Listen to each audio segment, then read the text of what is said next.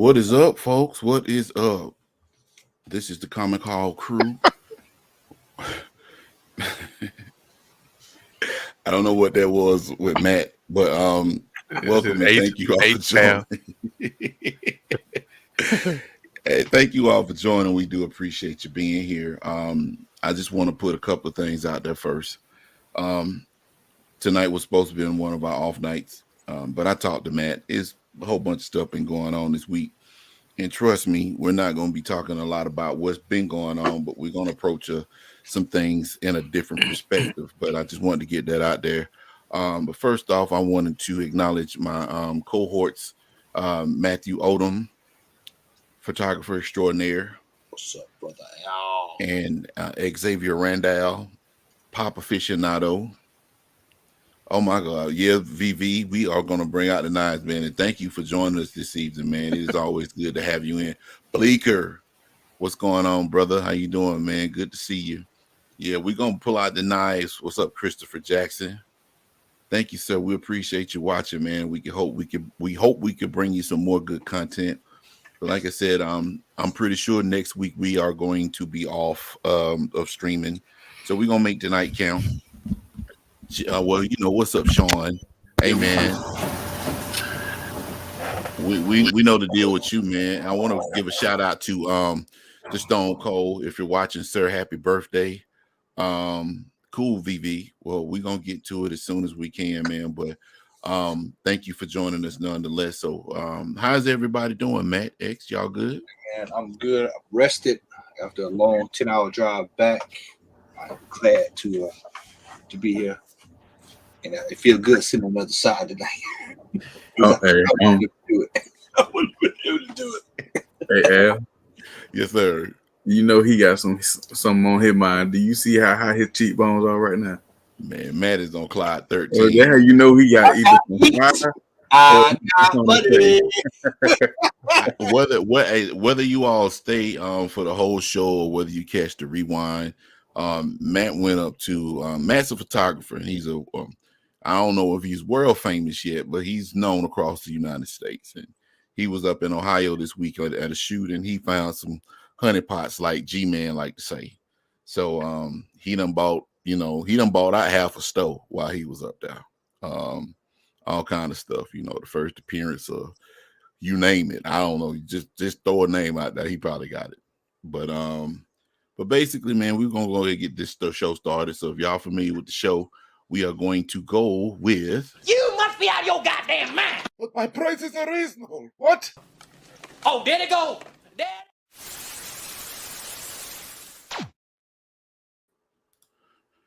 And we are going to start with this. Give me some water. I'll need some water off of it. Wait a minute. Some water right now. No, wait a minute. Supergirl and Superboy, lot of two Marvel superheroes.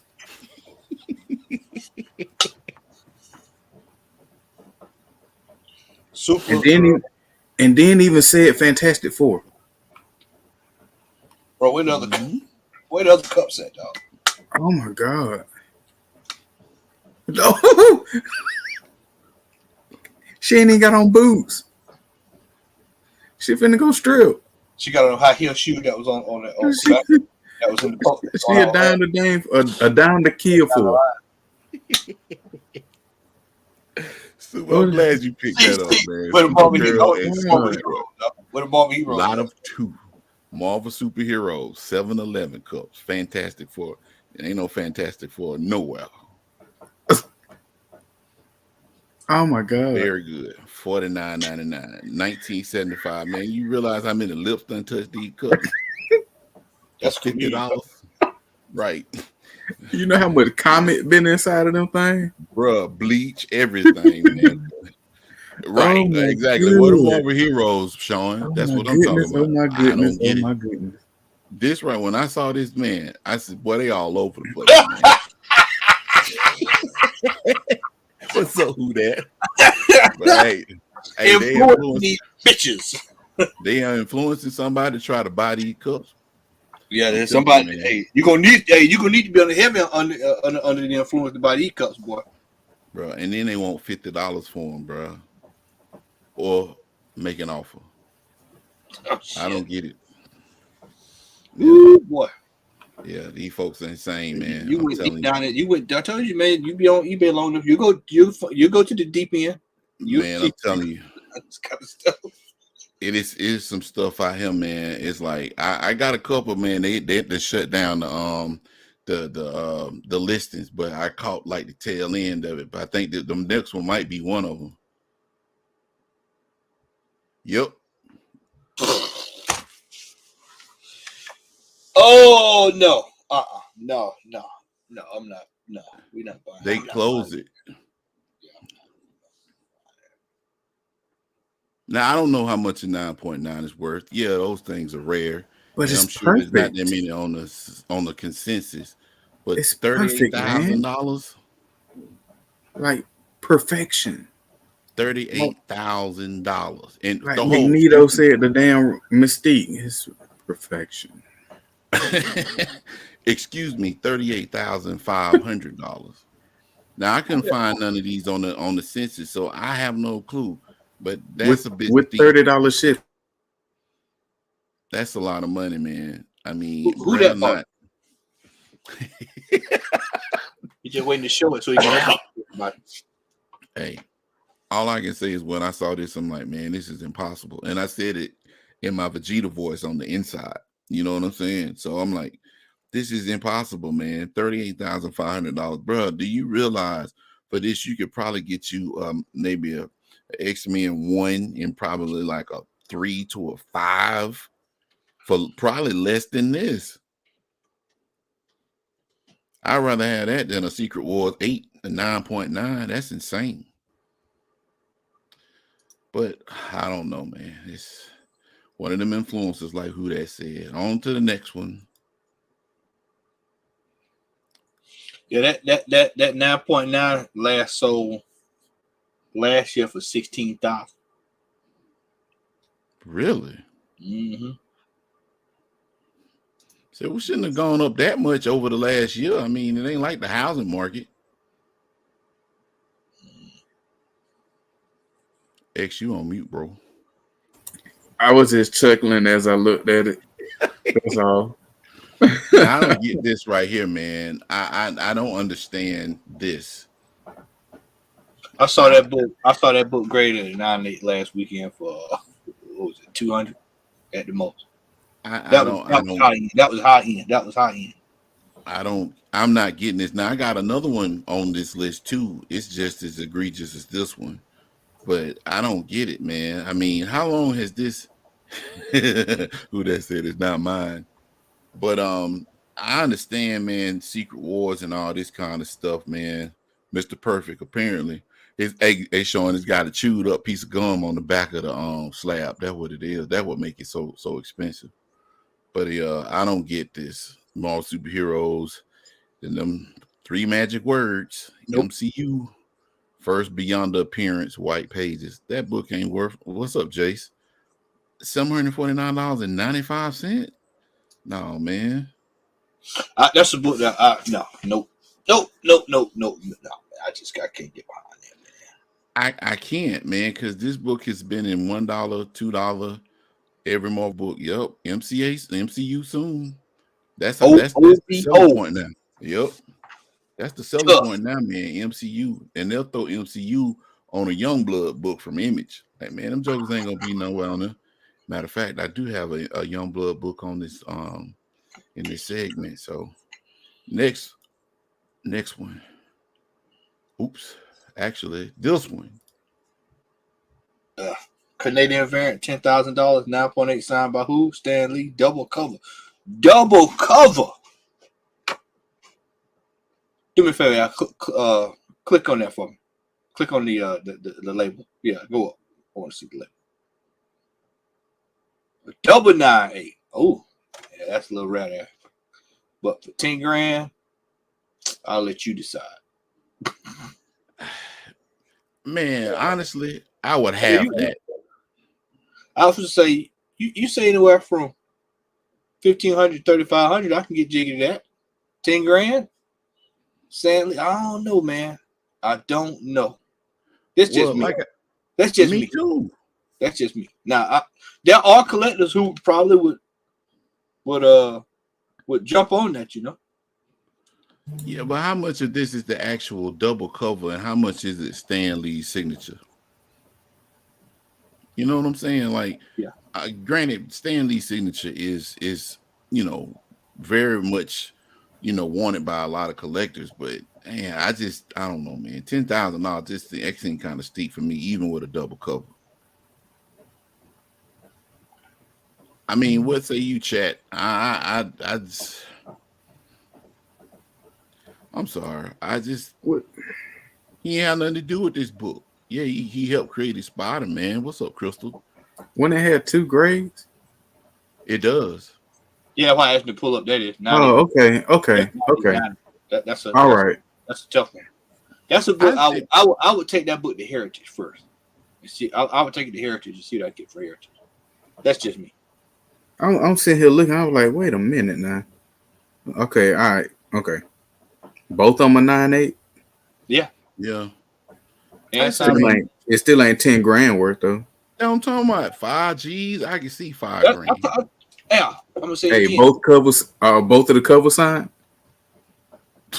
No, just yeah, that's a. I would take the Heritage. If that was me, books like that go to Heritage, man. I'm saying, like, what if that, like, it'd be dope if both of them were signed and something happened to the slab and they mess up the outer cover. Yeah, well, send that bitch back off and still have a 9.8. Yeah, with an autograph.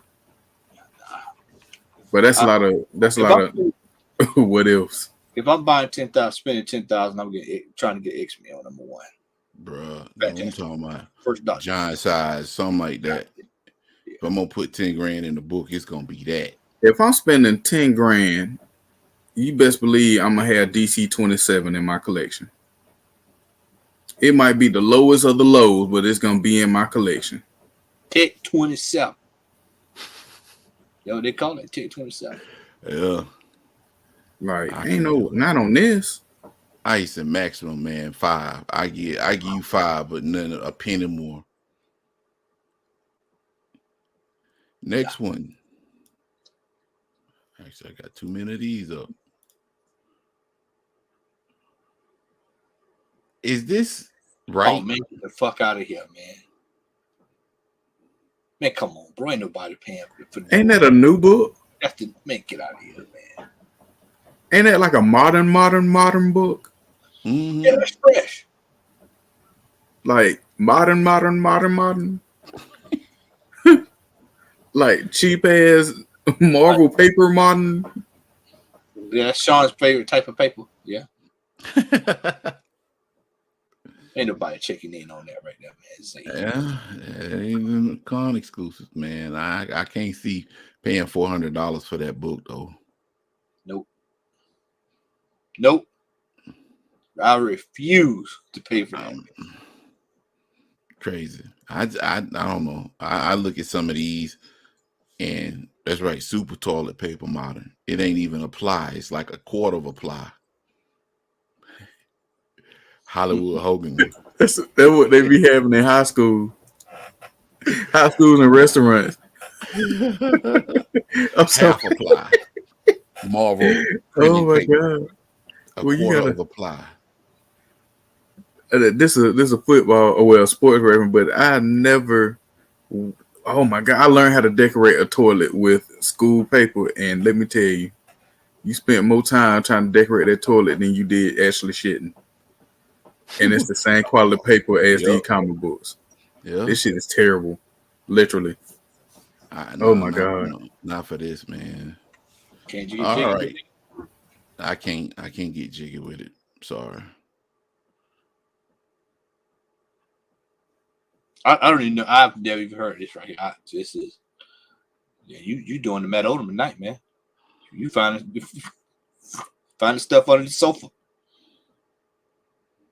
AMC The Walking Dead number 35 rare error variant. Yeah, man. Let me tell you something. If you spending that, go scroll. You look at that. Pull that price back up one time. Some shit there. Search that price. If you spending $700 on this book, if you got $700 to spend, you better be damn sure buying the first appearance of Michonne. One of the first three issues of this run. First of all, it's raw. I mean, ain't no. It's a raw book. So it's got the rest is not worth $700. Hell, the show ain't worth damn $700. No walking sleep for that price. That's it, man. None. So basically, what it looked like, the last page was double printed. So $6.95. Get it graded, man. Just go. If you go get it graded and then come back to me, and then you'll still keep it. But I just want to see it graded. If it's that serious, no. Not worth it, man. It ain't even a key. Hey man, not worth it. That thing better be signed with the blood of every dead walker in that issue. Yeah, now the juice from the governor's daughter's damn mouth better be the ink that embedded these damn pictures and shit for $700. Man, no Walking Dead outside of the first 5, even remotely close to worth. This is no terrible. Absolute way. I would consider this if T-Dog signed it, but other than that, no. And it better say T-Dog. It better not even be the actor name. It better say T-Dog. T-Dog, and I need to see him sign it. T-Dog. They out there, bro. I'm telling you. This one right here, the next one, I was kind of sketchy on. So I mean, I just didn't. Sometimes I look at these and I'm like, man, this just don't sit right with me, man. So another con exclusive. Now I'm gonna tell you now when it comes to these Spawn books, man. And I hate Sean ain't on that because he tell you if it's them from 90 like 95 to 100 and something, 140, 46, 60 something right around in there, then I could get down with this.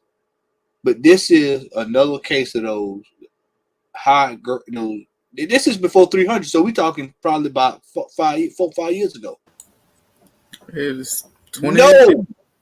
No. Yeah. Todd McFarlane has got his signature all over the place. Not for a 2018 issue 283. No.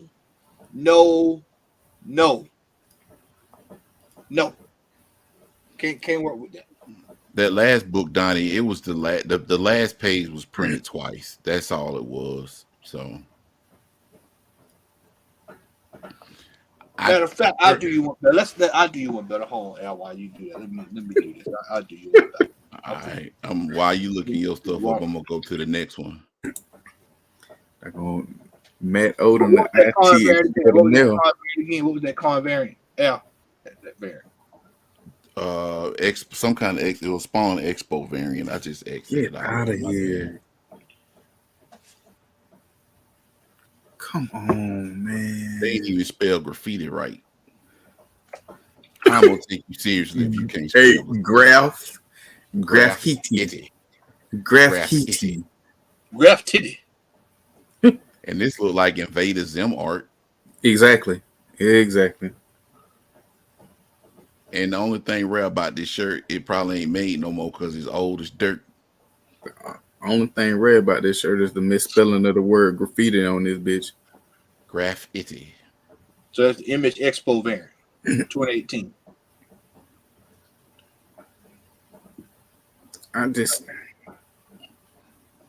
Because they announced that we're gonna get this sorry ass sequel. You know what? I didn't even think about that when I saw that. That could be the reason. That's crazy. A musical. I don't know if y'all saw this, but what I put in the group chat the other day, like we are fixing to have a Joker and a Harley Quinn in a movie when Batman is not even a teenager. Excuse me, Bruce Wayne is not even a teenager. I want y'all to think about that. Who is paying $285 for a great size shirt that they got from Celine Fish and Chicken? The answer is nobody. $280. That you can go get that from over. You can go get that right. That is at Ollie's. You can go find it somewhere in Ollie's. This was a hot topic shirt, man. That was a hot topic shirt in his former life. The Gadzooks. That was a Gadzooks. Gadzooks. Oh my God. Boy, you went back in a time tunnel then, boy. Gadzooks. Yeah, man. It was another one that I saw too. It was a Batman shirt. Let me see if I still got it. They shut down the auction on that one too. Because they knew they were going to be on the show tonight. That's it. That's it. Shit. Holy smokes for me, man. I wouldn't need to cut grass in that. Woo, man. What? Zach Morris, Screech Powell, and AC Slater would not wear that shirt. Oh my God. Kevin Conroy wouldn't even wear that shirt if you pay him 10 racks for it right now. The answer is yes, Bleeker. It's supposed to be a musical. Mm-hmm. That is absolutely ridiculous. With Lady Gaga as Harley Quinn. Mm-hmm. Yeah. This is ridiculous. Do y'all see the comment? Oh my God. The ultimate chastity belt right there, boy. I'm telling you, boy. But you put that shirt on, ain't nobody touching your meat. Except you. And honestly, if you look at it hard enough, it looked like a pajama shirt. It don't even look like a regular t-shirt. It's supposed to be a long sleeve or a 3/4 length shirt for some 60-year-old kid. Yeah. Oh my God. I don't know what NWT mean, but it's rare. New with tag. New with tag. That shirt ain't new. What's up, Chad? What's up, Chad? All right. That a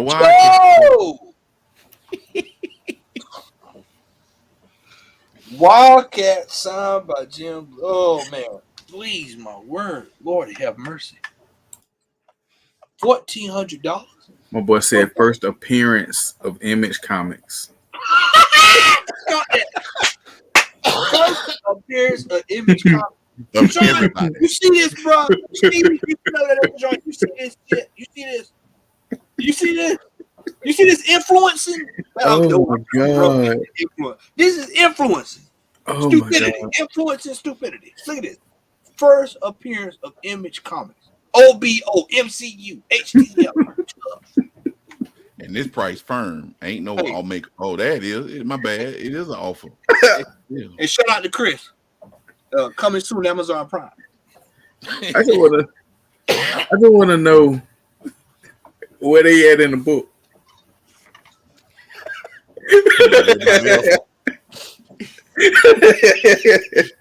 Everybody else, like on the land page, you're gonna have all of the artists and writers did.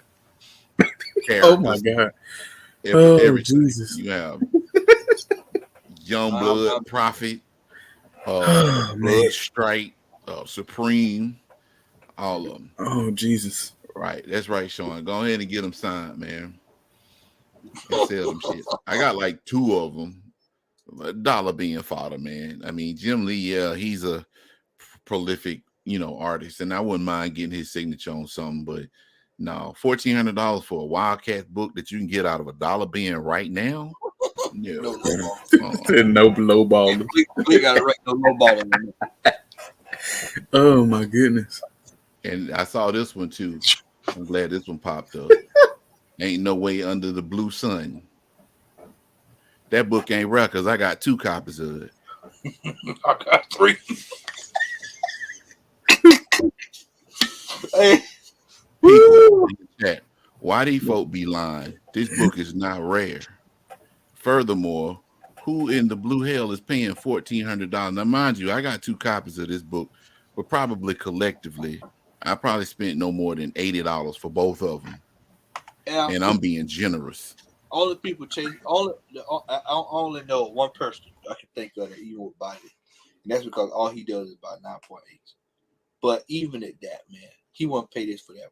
I know him the way I know him. He won't pay that for that book, man. Ain't no way in holy hell on a Saturday afternoon in El Paso, Texas, which he paid $1,500 for that book. But this is what I don't understand about this, right? The show has come and gone. Jefferson Pierce and all his family, everybody, Tobias, well, all them jokers are gone into the ether.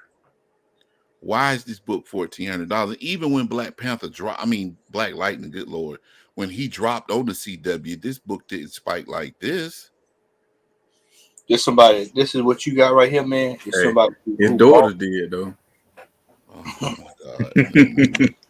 Hey man, they got some good genes in them, boy. They bought this book looking for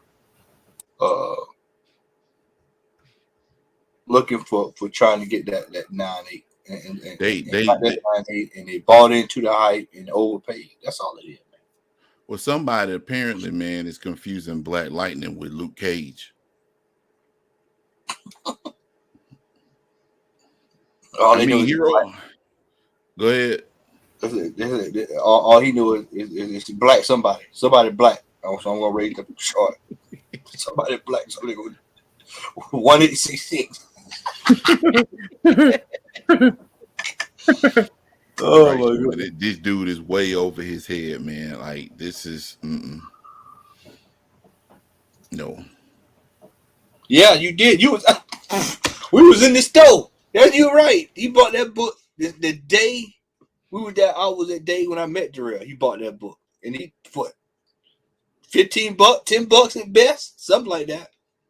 At best, and you know if it came from Dave, you know it's high grade. So good copy. Yep. Yeah. Much success to the Black Lightning seller. Much success.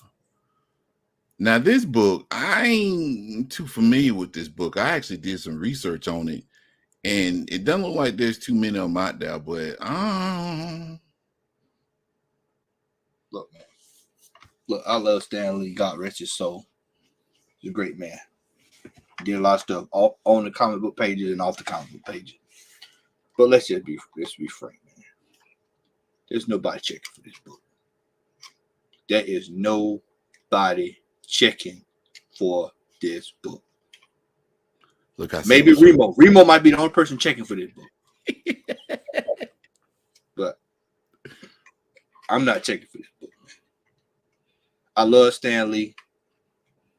If you want to impress me, I'd rather get some of Stan Lee's early work, some of his golden age stuff. Yep. You know, those Human Torches, Captain America, Submariners, Timely, Atlas. I'm not paying. What's that? $1,500 I saw. I'm not paying $1,900 for this mess. You know what's funny? You know what's funny?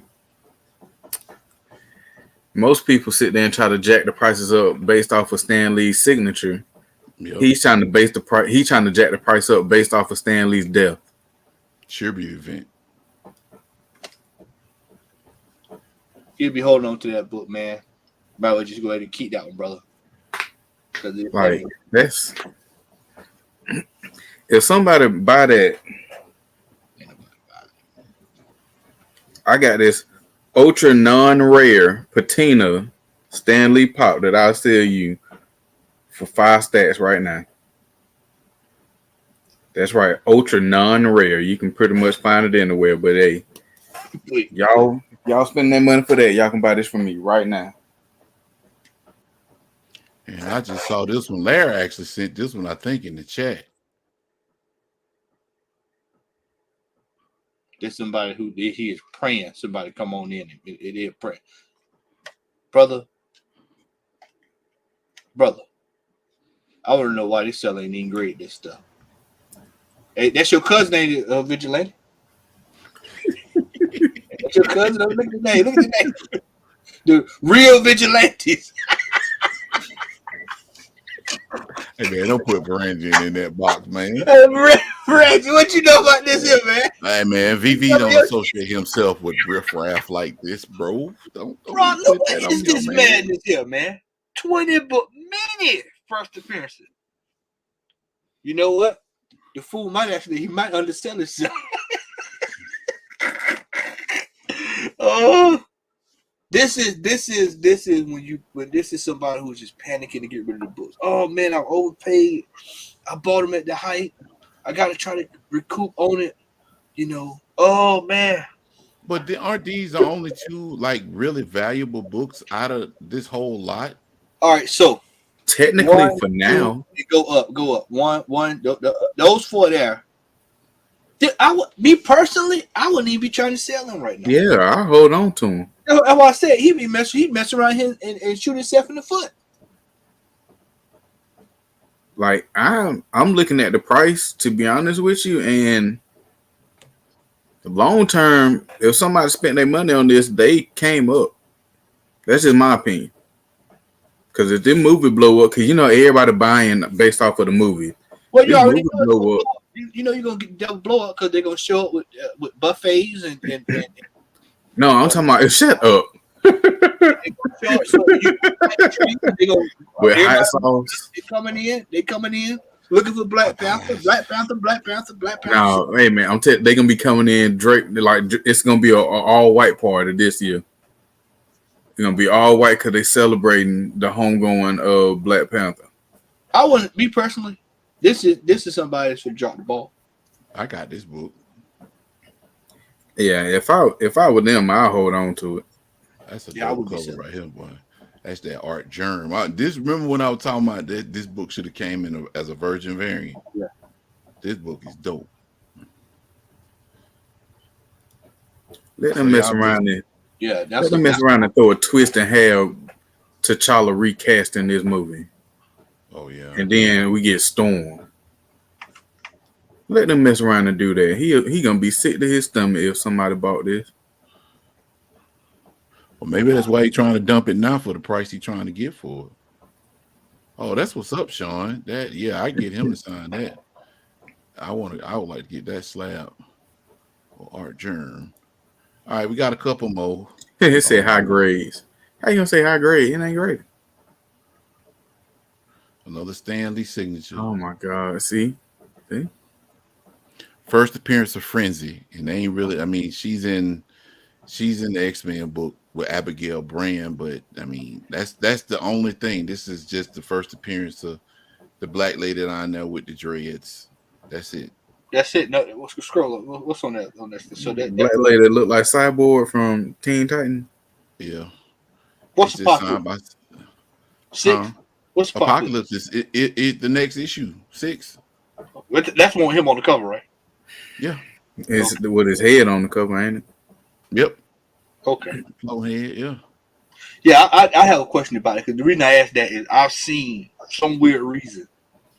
I've seen people charge absorbent prices for this issue, and I've always thought that Apocalypse was 6, and I kept saying, "Well, what is it? PN5? No, 6. I thought it was 6."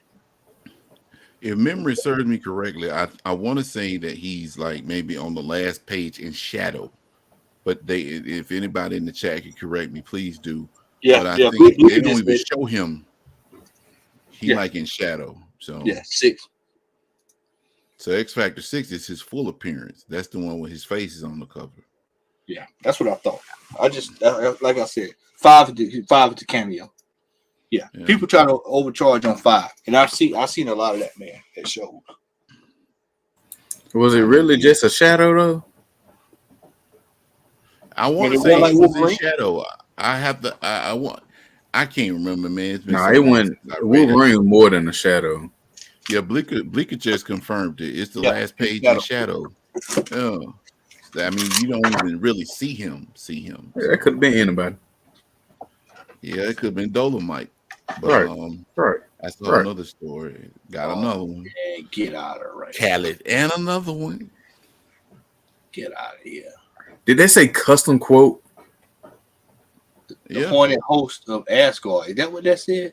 No, it's actually it ain't even the right quote. It's the horror host of Hoggoth. And that's a Doctor Strange quote. And I know that. And I don't even collect Doctor Strange. So they by the horror. How do you have a custom quote? Oh, you know what? That's why I'm so dumb. So they actually had him write that instead of saying the horror host of Hoggoth. They got him by. So bro, This is probably one of the stupidest. So because they got him to do this and sign it. Isn't everything a custom quote though? Yeah. Every sentence that is phrased or stated is a custom quote. So just wait till I get my soundboard, man. I'm lost. Get free shipping.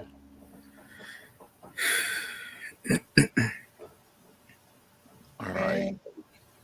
Yeah, hey, yeah. Yeah, this is elder abuse.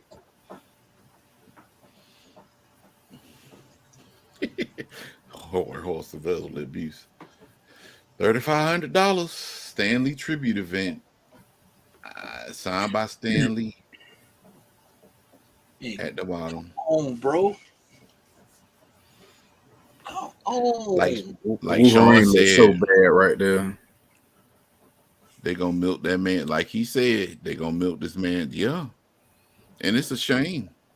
I mean, I feel like Stan Lee's signature has value, but they're bastardizing it, man. It down don't have value no more. It's not gonna have value eventually because people pulling crap like this. Stan Lee's signature about like Jay's. Everywhere you look, there's another one. That's what I'm talking about. Hey, that's why when I see stuff now like this, when you see guys who you normally don't see sign stuff, that's I'm like, okay, yeah, they would. They dig him up. They cast a spell from Dr. Strange. Basically, dig him up. Lazarus pit. They went and just have meet and greets. They would literally have you would pay $200 to put your hands on his hands and make him sign it. Mm-hmm. That's how much they're bastardizing this dude, man. This is fucking crazy. It is. Like, dude. Now, would I like a Stan Lee signature? Yeah, absolutely. I mean, I got this price, but I wouldn't pay it. I damn sure didn't pay that price for it. I tell you that. Well, see, and also, like, I would have wanted it in person. I ain't knocking nobody who has a signature that they paid for. I get it. Hell, I got 2 Christopher Sabat pops at an autograph that I paid for. I wasn't finna fly to meet the man, but you best believe if I were to meet the man in person, I'd pay to get one too. So I mean, shit. But damn, they sent here. Damn. Yeah. Everywhere you go, it's sad, man. Now this one I went outside the box. Not turn us into a zombie. For a stat. Very rare. G1 Lucky Draw Black Track, one of the rarest G1 Transformers toys ever. So I ain't gonna be able to see them. Right. How you know? I'm paying you $2,800. All I get is a box that's taped up telling me that it's one of the rarest G1 Transformers ever. Something I can't read anyway. Right. This look like a screen. It look like Dragon Ball Z with a Transformer logo next to it, man. Get the hell out of here. Basically, this probably says, congratulations, you are a sucker and a fool. You have been duped. You have been duped, bamboozled, hoodwinked, and hornswoggled. Enjoy your ramen. Enjoy your box of nothing. It literally says, enjoy your ramen. Right. That's all you getting out of that. And I would be a fool, man. Yeah, I'm a rarest Transformer ever. You don't even put like a picture like you could find off the internet of this sucker. It's just a box. It could be a couple of bricks in there, but hey, if it's the right brick, you can get more than 2,800 back for it. Well, we ain't talking about them kind of bricks. I'll go back to what is that? Oh my god. Hey man, but that has been our rendition of You Must Be Out Your Damn Mind. There's some crazy stuff out there on the internet, particularly eBay. So thank y'all for tearing with us, like they say in church. So we about to head to the next segment, which is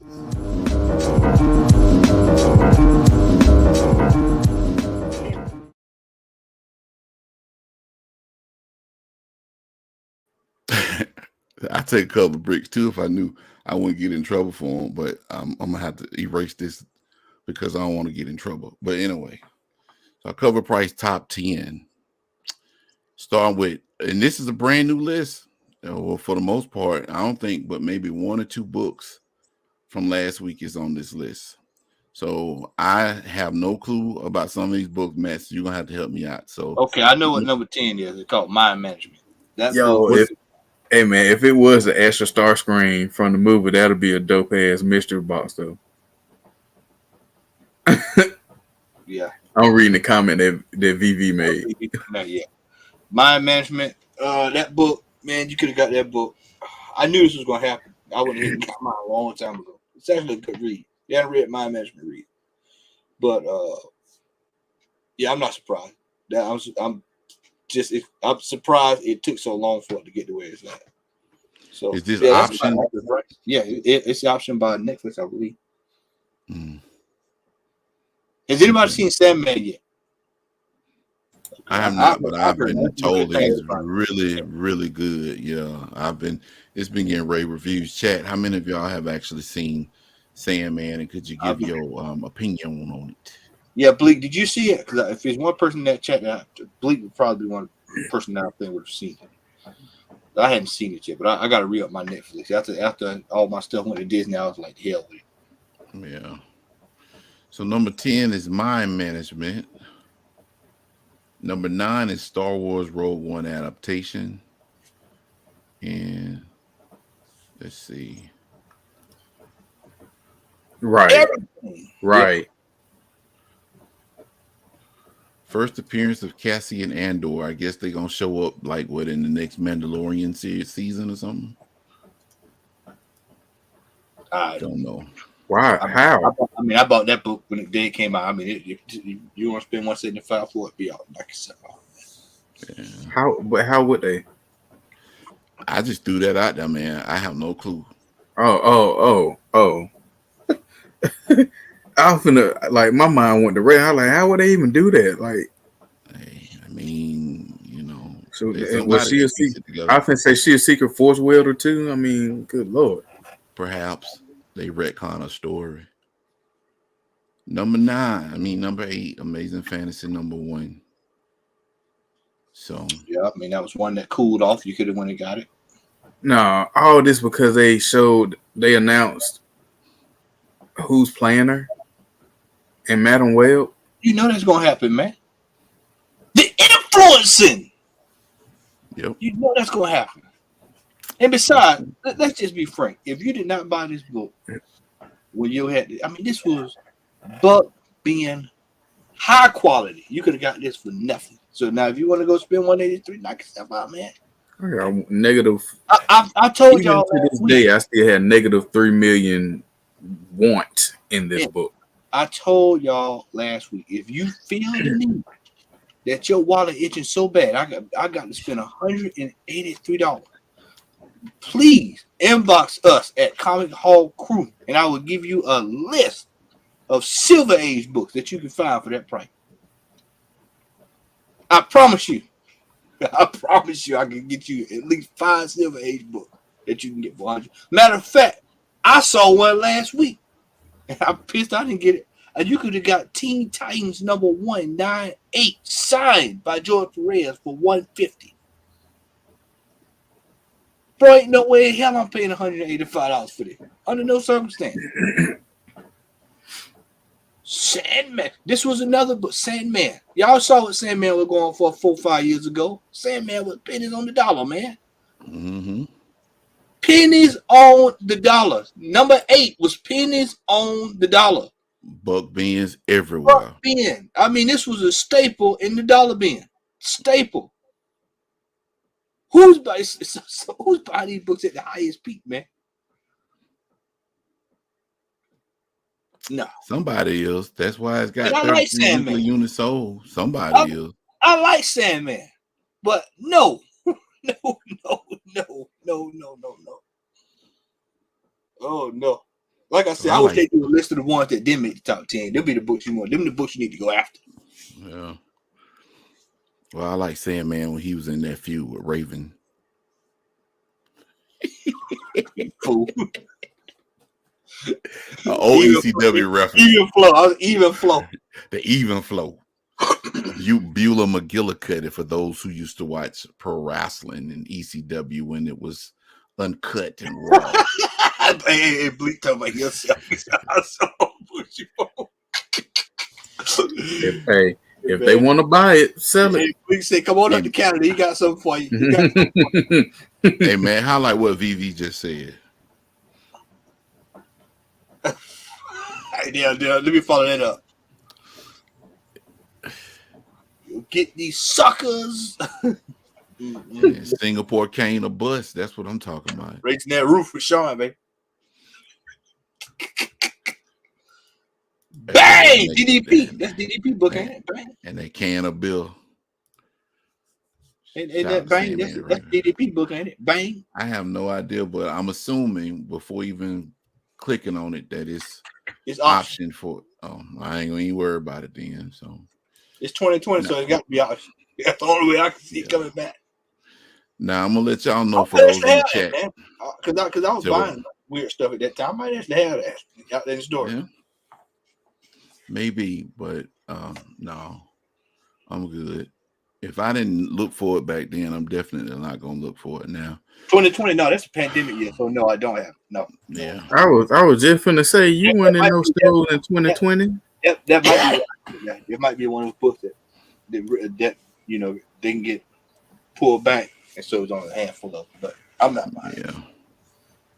Now, as we go up in the list, I'm just let y'all know it's a book on this list, and y'all probably already know what it is, but just want to give you forewarning. But number 5 is Bang, the Ash Can variant. So it's amazing, man, how these books skyrocket in price, man, because of a TV option, bro.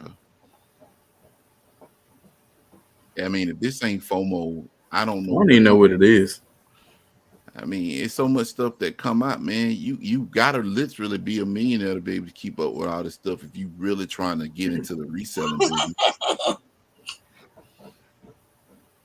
Hey, you gonna set on that account, that vigilante account. Yeah.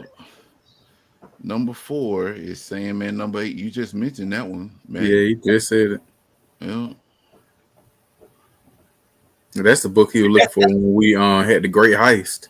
Yeah, and that's a hard book to find in the 90s. I will say that. That is an extremely hard book to find in the 90s. Because of that black cover. Both of them. It is.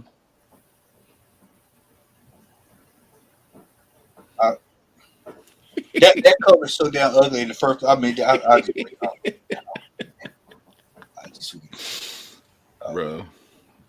I have never seen, man, in the history of being online, social media, I have never seen much dirt kicked up about a book than this one right here, man. I mean, I've been watching news and I've been watching videos and I've been reading articles like, oh, it's only number 4. I mean, number 3. Yeah, number 3. Huh? Now and I noticed that it was on the CBSI. I think on CBSI it was number 4. And a lot of people on Instagram was kind of like upset about that. And I can understand that. But basically, their whole thing is regardless of whether or not it's a bootleg or not, they want to be transparent. And obviously, people are trying to buy this book or have tried to buy this book. So that's the reason why it's on the list. Now, they say they might not agree with it being on the list. But, you know, got to have them for staples. That's right, Puff. I got a question. Is this a double cover? Yeah, the acetate. I know. I just being facetious. The acetate cover with the 4 staples. I mean, all they needed was Sergeant Slaughter back him behind Captain America. I just don't. I'm sitting here trying to figure out why everybody going crazy over it though. You maggots. Because it don't look good to me, but hey, you know, it ain't my money, so yeah. And this ain't right because it on the book it says interest instead of trust. So yeah, but yeah, that's why it's on the list. So now this one shocked me. Because of Jamie Foxx talking about Spawn movie. Right. They've been talking about this movie for what, 4 years now, maybe 5. It's been longer than that. Because remember when McFarlane released that teaser, like that 3-4 minute where the Spawn was in the grocery store or something. Remember that? That was before the pandemic. Yeah, that was. I didn't know that was supposed to be the plug for this. That's what it was. That was almost. That was 9 years ago. 8 years ago. It was a while back. Because I remember when McFarlane was on like all kind of social media touting that thing. Because that was, matter of fact, that was around the time when that Power Rangers fan film came out. You had the Punisher, Dirty Laundry. You had this. You had the what was the name of it? It was Spawn something. Spawn Rebirth. Yeah, it was Spawn Rebirth, and with the little kid, with the mom, and yeah.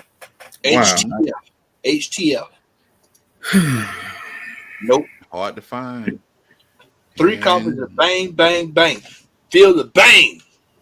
John, what's so different about this one than the ash can? It's the A cover. No, ash cans typically are smaller than a regular size.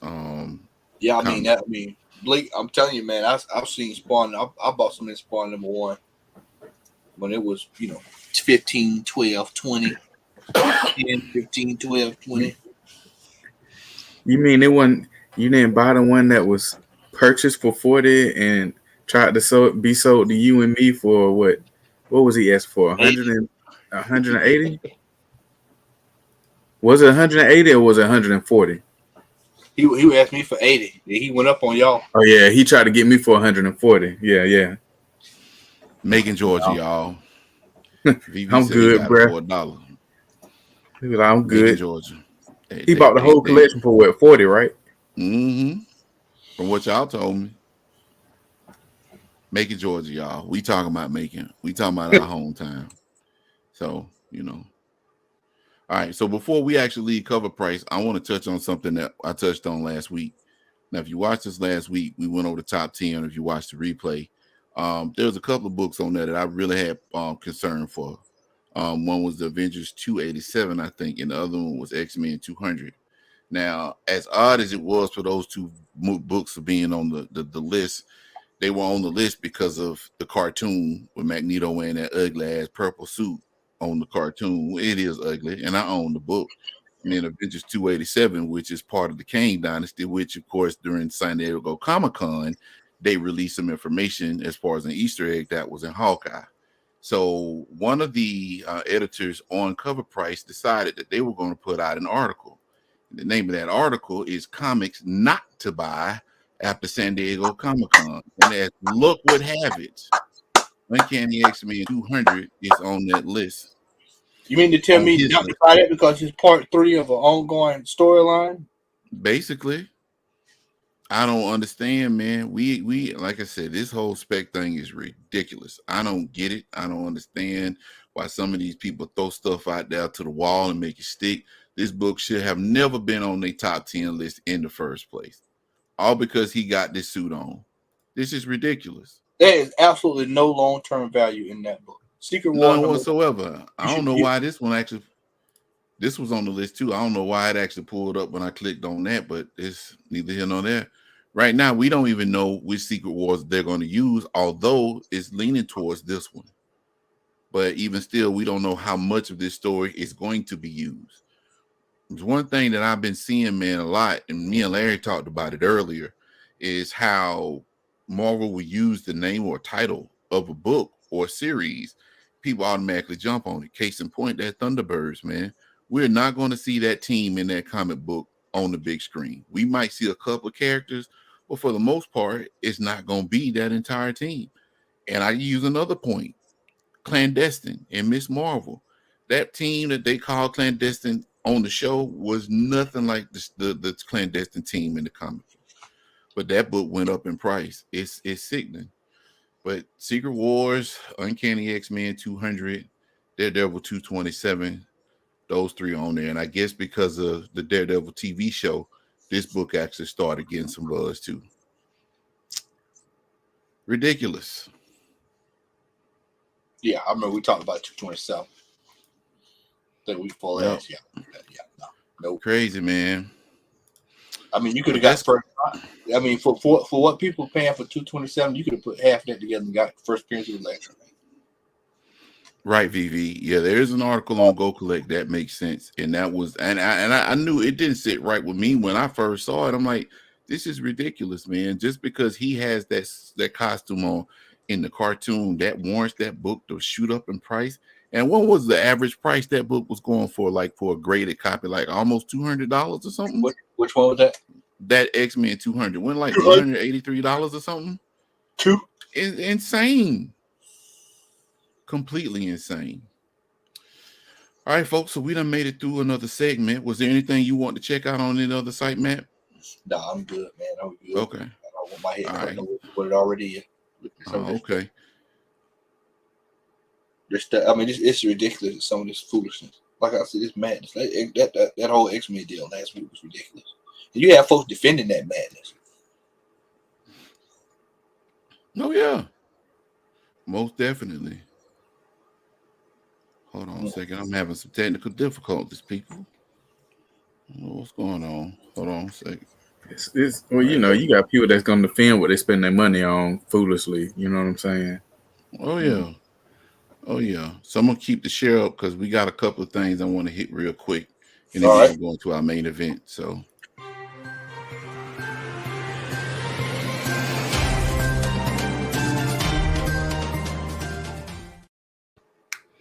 What is wrong with this dude right here?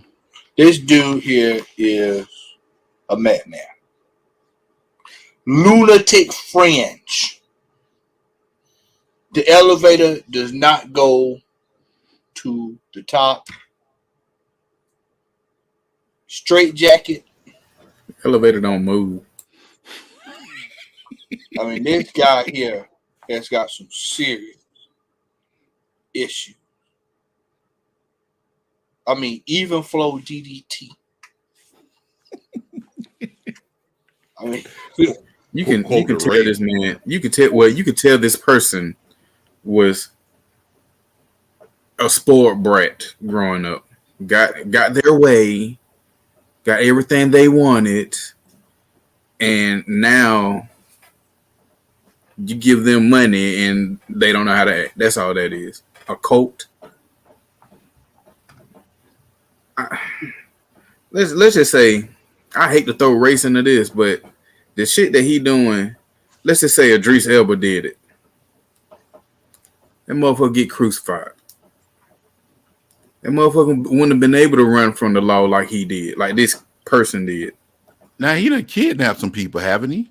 They're calling allegedly it kidnap because it's a cult. He in a cult? A leader of a cult. So he like Jared Leto. Like brainwashing folks. Let me help y'all out. Scrap this shit and start from square one. Because ain't nobody going to the movie to watch this shit if it came out. It's just right. It's not decent. Well, it's not Discovery's money at this point. It's just like when Disney bought Fox. They didn't lose nothing when New Mutants came out. I understand what you're saying, but you know what I'm saying? So I say scrap it. Don't even put it out. Let it be. Thanks for joining us, VV. Have a good one, bro. Yes, this is Ezra Miller Bleecker, and you know the angle that I took with Larry was that this man pretty much was on a gravy train. Let's just call it what it is.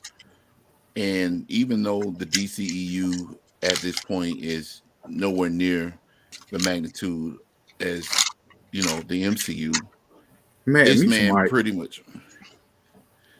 was pretty much at a point to where he that man could have played Flash till he was 40 years old.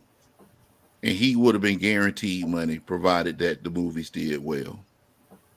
I don't understand how at some point you let whatever your personal issues, if you're a cult leader, do that junk in secret, man. Do your stuff on the low.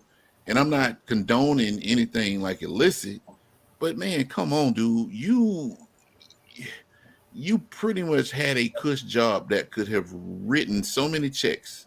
So if you wanted to go buy an island in Tahiti for your cult, you could have done it. Now DC is talking about scrapping a $200 million project, or Warner Brothers. And like you said, I can understand, man, that it's not really Discovery's money. But I mean, not to be able to yield any return or try to break even, man, that's terrible. And this dude, I mean, I don't get it. It's just No remorse. It's like, really, they gave you an opportunity to make yourself a household name. And what do you do? It's like X said, the man is poor. Like I said, they are literally they're spoiled, they're entitled, and they've never been told no a day in their life. And you make them millionaires, then they don't know what to do with themselves. You know what I'm saying? They can't act. I'm sorry, they can't act.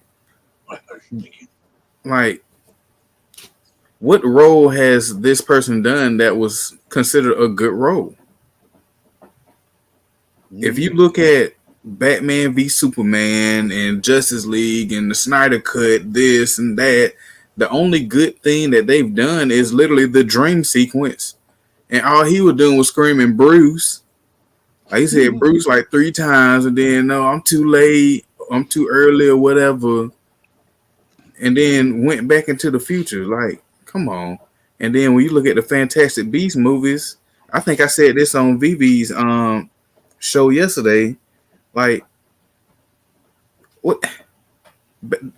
They're basically a mute in 3 movies. Sit there crying and moping around. What the fuck kind of acting chops is this? That's right. He was that dude with the bowl cut in the Fantastic Beasts. That's right. Yeah. The one that's supposed to have been all powerful at the end. Right. Okay. Yeah. Like to the point where I can't even remember the character name. That's how important they were. Me neither. Yeah.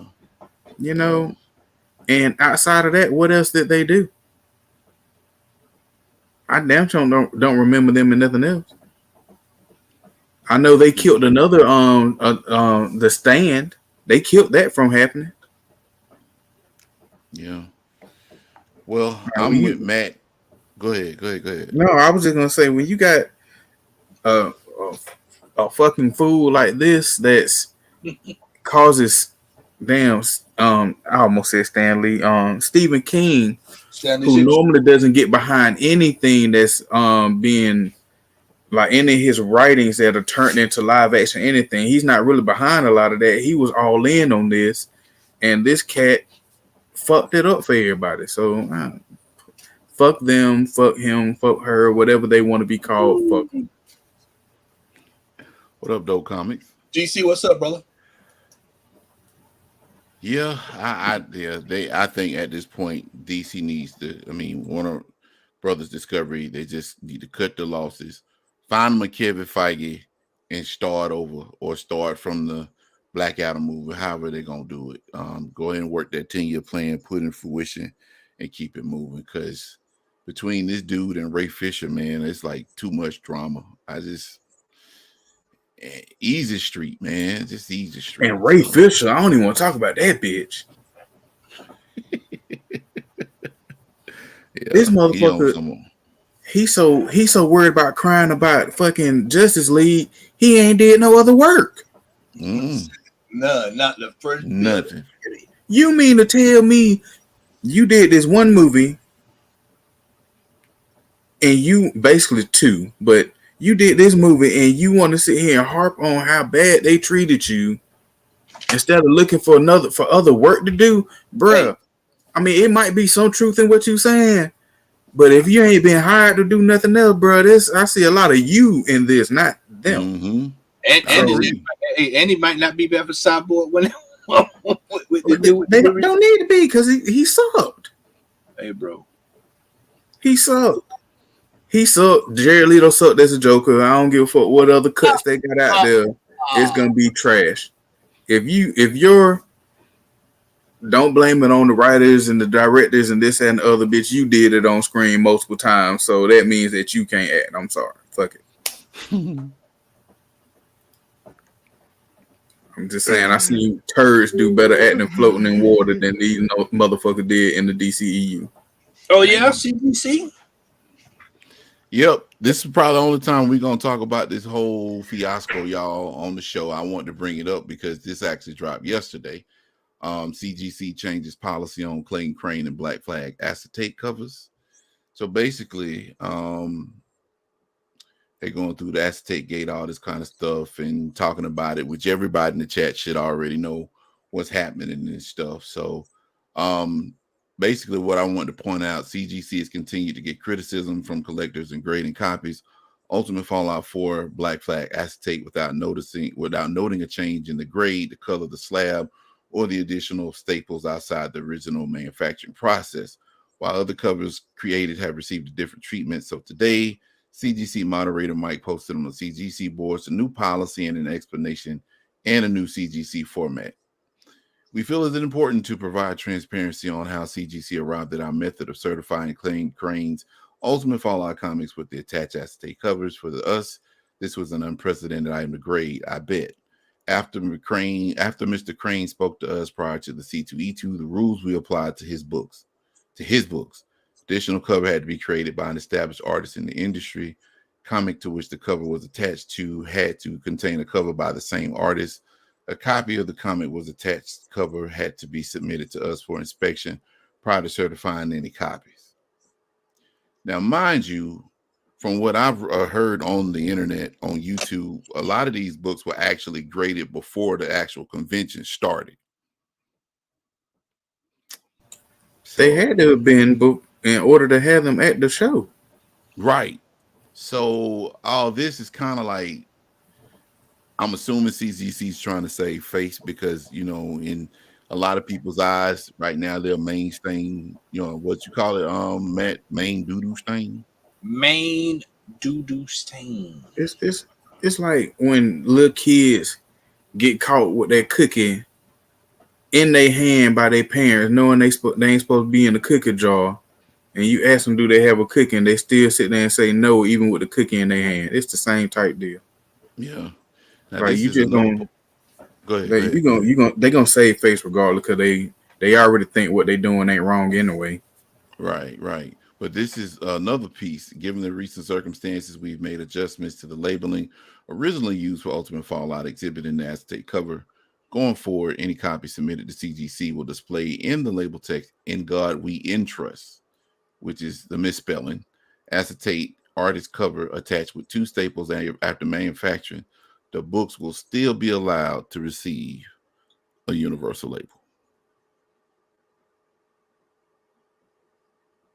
I'm not buying it, so you know what, man, y'all can have it. I'm not either. I don't want it. I'm just saying, but that right there kind of sketchy, man. I'm just saying. It's a bootleg. I said book. on TV show. I'm not My being bad. Go ahead. Go ahead. No, you go ahead. I said what I said. I said on VV show, I'm gonna go and get some facsimiles and get some damn saran wrap and draw a bunch of shit and staple them on and sell them as acetates.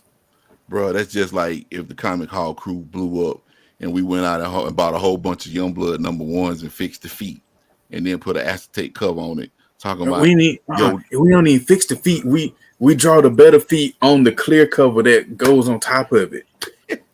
We're gonna have a special. When you open it up, you still see the ugly ass feet. It's just a fucking illusion that we fixed the feet by putting it on the little cover top part. If you heard it here first tonight, if we blow up, the Comic Hall crew will have 75 limited edition copies of Deathhead #1. Deathhead with gray hollow acetate. Signed by Arsenio Hall. I'm finna go to one of the shops and ask them, do they still have like what's the free comic book day comic that y'all have the most left over? Give them to me. I got a plan. Yeah, free. And I'm just finna start drawing on clear covers. We have them signed by Arsenio Hall. We have them signed by Terrence Howard. Joanna Man. Terrence Trent D'Arby. Oh my God! Had something said about Utenberg. One of the kings of jukebox and MTV back in the day. Have him sign "Wishing Well" under his name. Yeah. Shooting like a bandit, still in time, underneath the sycamore tree. Next topic. I saw this earlier on Maximilian's channel on YouTube. Shout out to Maximilian. IGN, because you know, for those in the chat that don't know, man, me, Matt, and X, we part of our young adulthood was spent in the arcades, fighting games, Tekken, Street Fighter 2, Street Fighter. This is all time, right? This is their list of all time. Yeah. Okay, now I watched this. I watched this video through Maximilian Dude. If y'all probably all know, he's a big time, fighting game advocate. While I do agree with some of the games on the list, I don't agree with the placing. So I'm just gonna go down the line. So 10 best fighting games according to IGN. Number 10, they got Mortal Kombat. So this one is kind of hit or miss. Now, Mortal Kombat, I ain't gonna lie, this actually to my and X, he's a huge Mortal Kombat fan.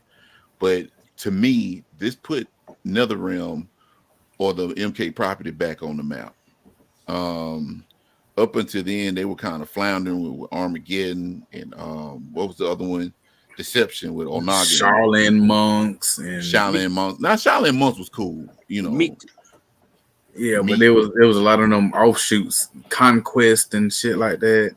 Right. So Mortal Kombat, then this, and then the number in it will be Mortal Kombat 9. So Mortal Kombat 9. Yeah, I just happened to catch Max talking about it, Sean. So that's why I thought it was something to be interesting to talk about. But Mortal Kombat's number 10. Now, it was dope. I mean, everything, I liked it. I liked it too, but 9 wasn't better than 10 or 11. Now, I think it's on this list based off of what you said, where it put them back on the map. Right. I agree. This brought everybody back to Mortal Kombat because this is what started getting the Sonic Foxes of the world at Evo and whatnot. You know what I'm saying? Mm-hmm. So it has a nostalgia piece to it, but it's not better than 10 or 11. Now, so I can't put it all the time. Go ahead. I would tend to agree with that. Now, Mortal Kombat, the graphics on Mortal Kombat 10 is kind of janky. Storyline was decent. I despise the combat kids, even though I liked the one that was trained by Scorpion. I can't remember his name. The one with the chain. What's his name? Takeda. Yeah, Takeda. But Mortal Kombat 11, especially when they dropped that Aftermath DLC, yeah, that to me, of the most modern Mortal Kombats, I think that's my favorite. Mortal Kombat 2 is going to always be like that. Yeah. Mortal Kombat that's like, okay, that was a Mortal Kombat that brought everybody. You were going on Game Facts looking for fatalities. Yep. Number 9. Now I had pause with this one. Now I actually have this game and I played it, but Skullgirls, I don't know why I know why they explained why they put it on the list, but in terms of top 10 fighting games of all time, I don't think I would have put this on the list. It's a good game. I don't know what it is either. No, it's basically You. In the words of TC, when it comes to the all-time, now I want to preface this now before I say it. We're talking all-time greatest fighting game. All time. The TC, all time. You can put that game in the case with some shit when it comes to when you compare it, putting this in all top 10, and you can sell it and it's still the same thing. No. This does not belong on the list of all time greatest fighting games at all, in no form. No form, IGN. Let's see what number 8 did. Because I know that this.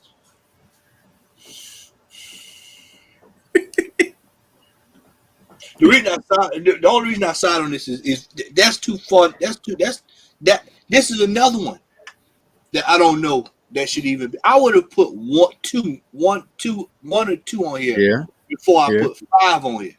Yep. Especially 2. I probably would have put 2 on here before I put 5. First, I would have had Art of Fighter on here before I had this on there. 5 was pretty good. But who the hell played it? Because nobody was playing this with 5 Well, games. it was pretty good. It ain't pretty good if you asking who the hell playing it. I mean, nobody was playing it like that, man. Number 2. I think the thing with Virtua Fighter, now Virtua Fighter actually helped shape the fighting game community. I don't like Virtua Fighter. I did download this when it was free on the PlayStation 4. Right. But I got it on my PlayStation. I mean, hey, when it's free.com, you got to get it. Exactly. So, I mean, I could play it at any time. I think Virtua Fighter was kind of like the competitor to Tekken, and Tekken kind of inched it out because, truth be told, this game is very technical. And I ain't saying that I'm dumb, but if I'm playing Tekken and I'm playing Virtua Fighter, I can't play both of them at the same time. Right. I'm going to be to play one or the other. So Right. Tekken/King, Paul Phoenix, doing my boys. So yeah, I'll give Virtua Fighter its props in terms of what is impact on fighting games, but yeah, I would put at least number 2 on there. Wait a minute.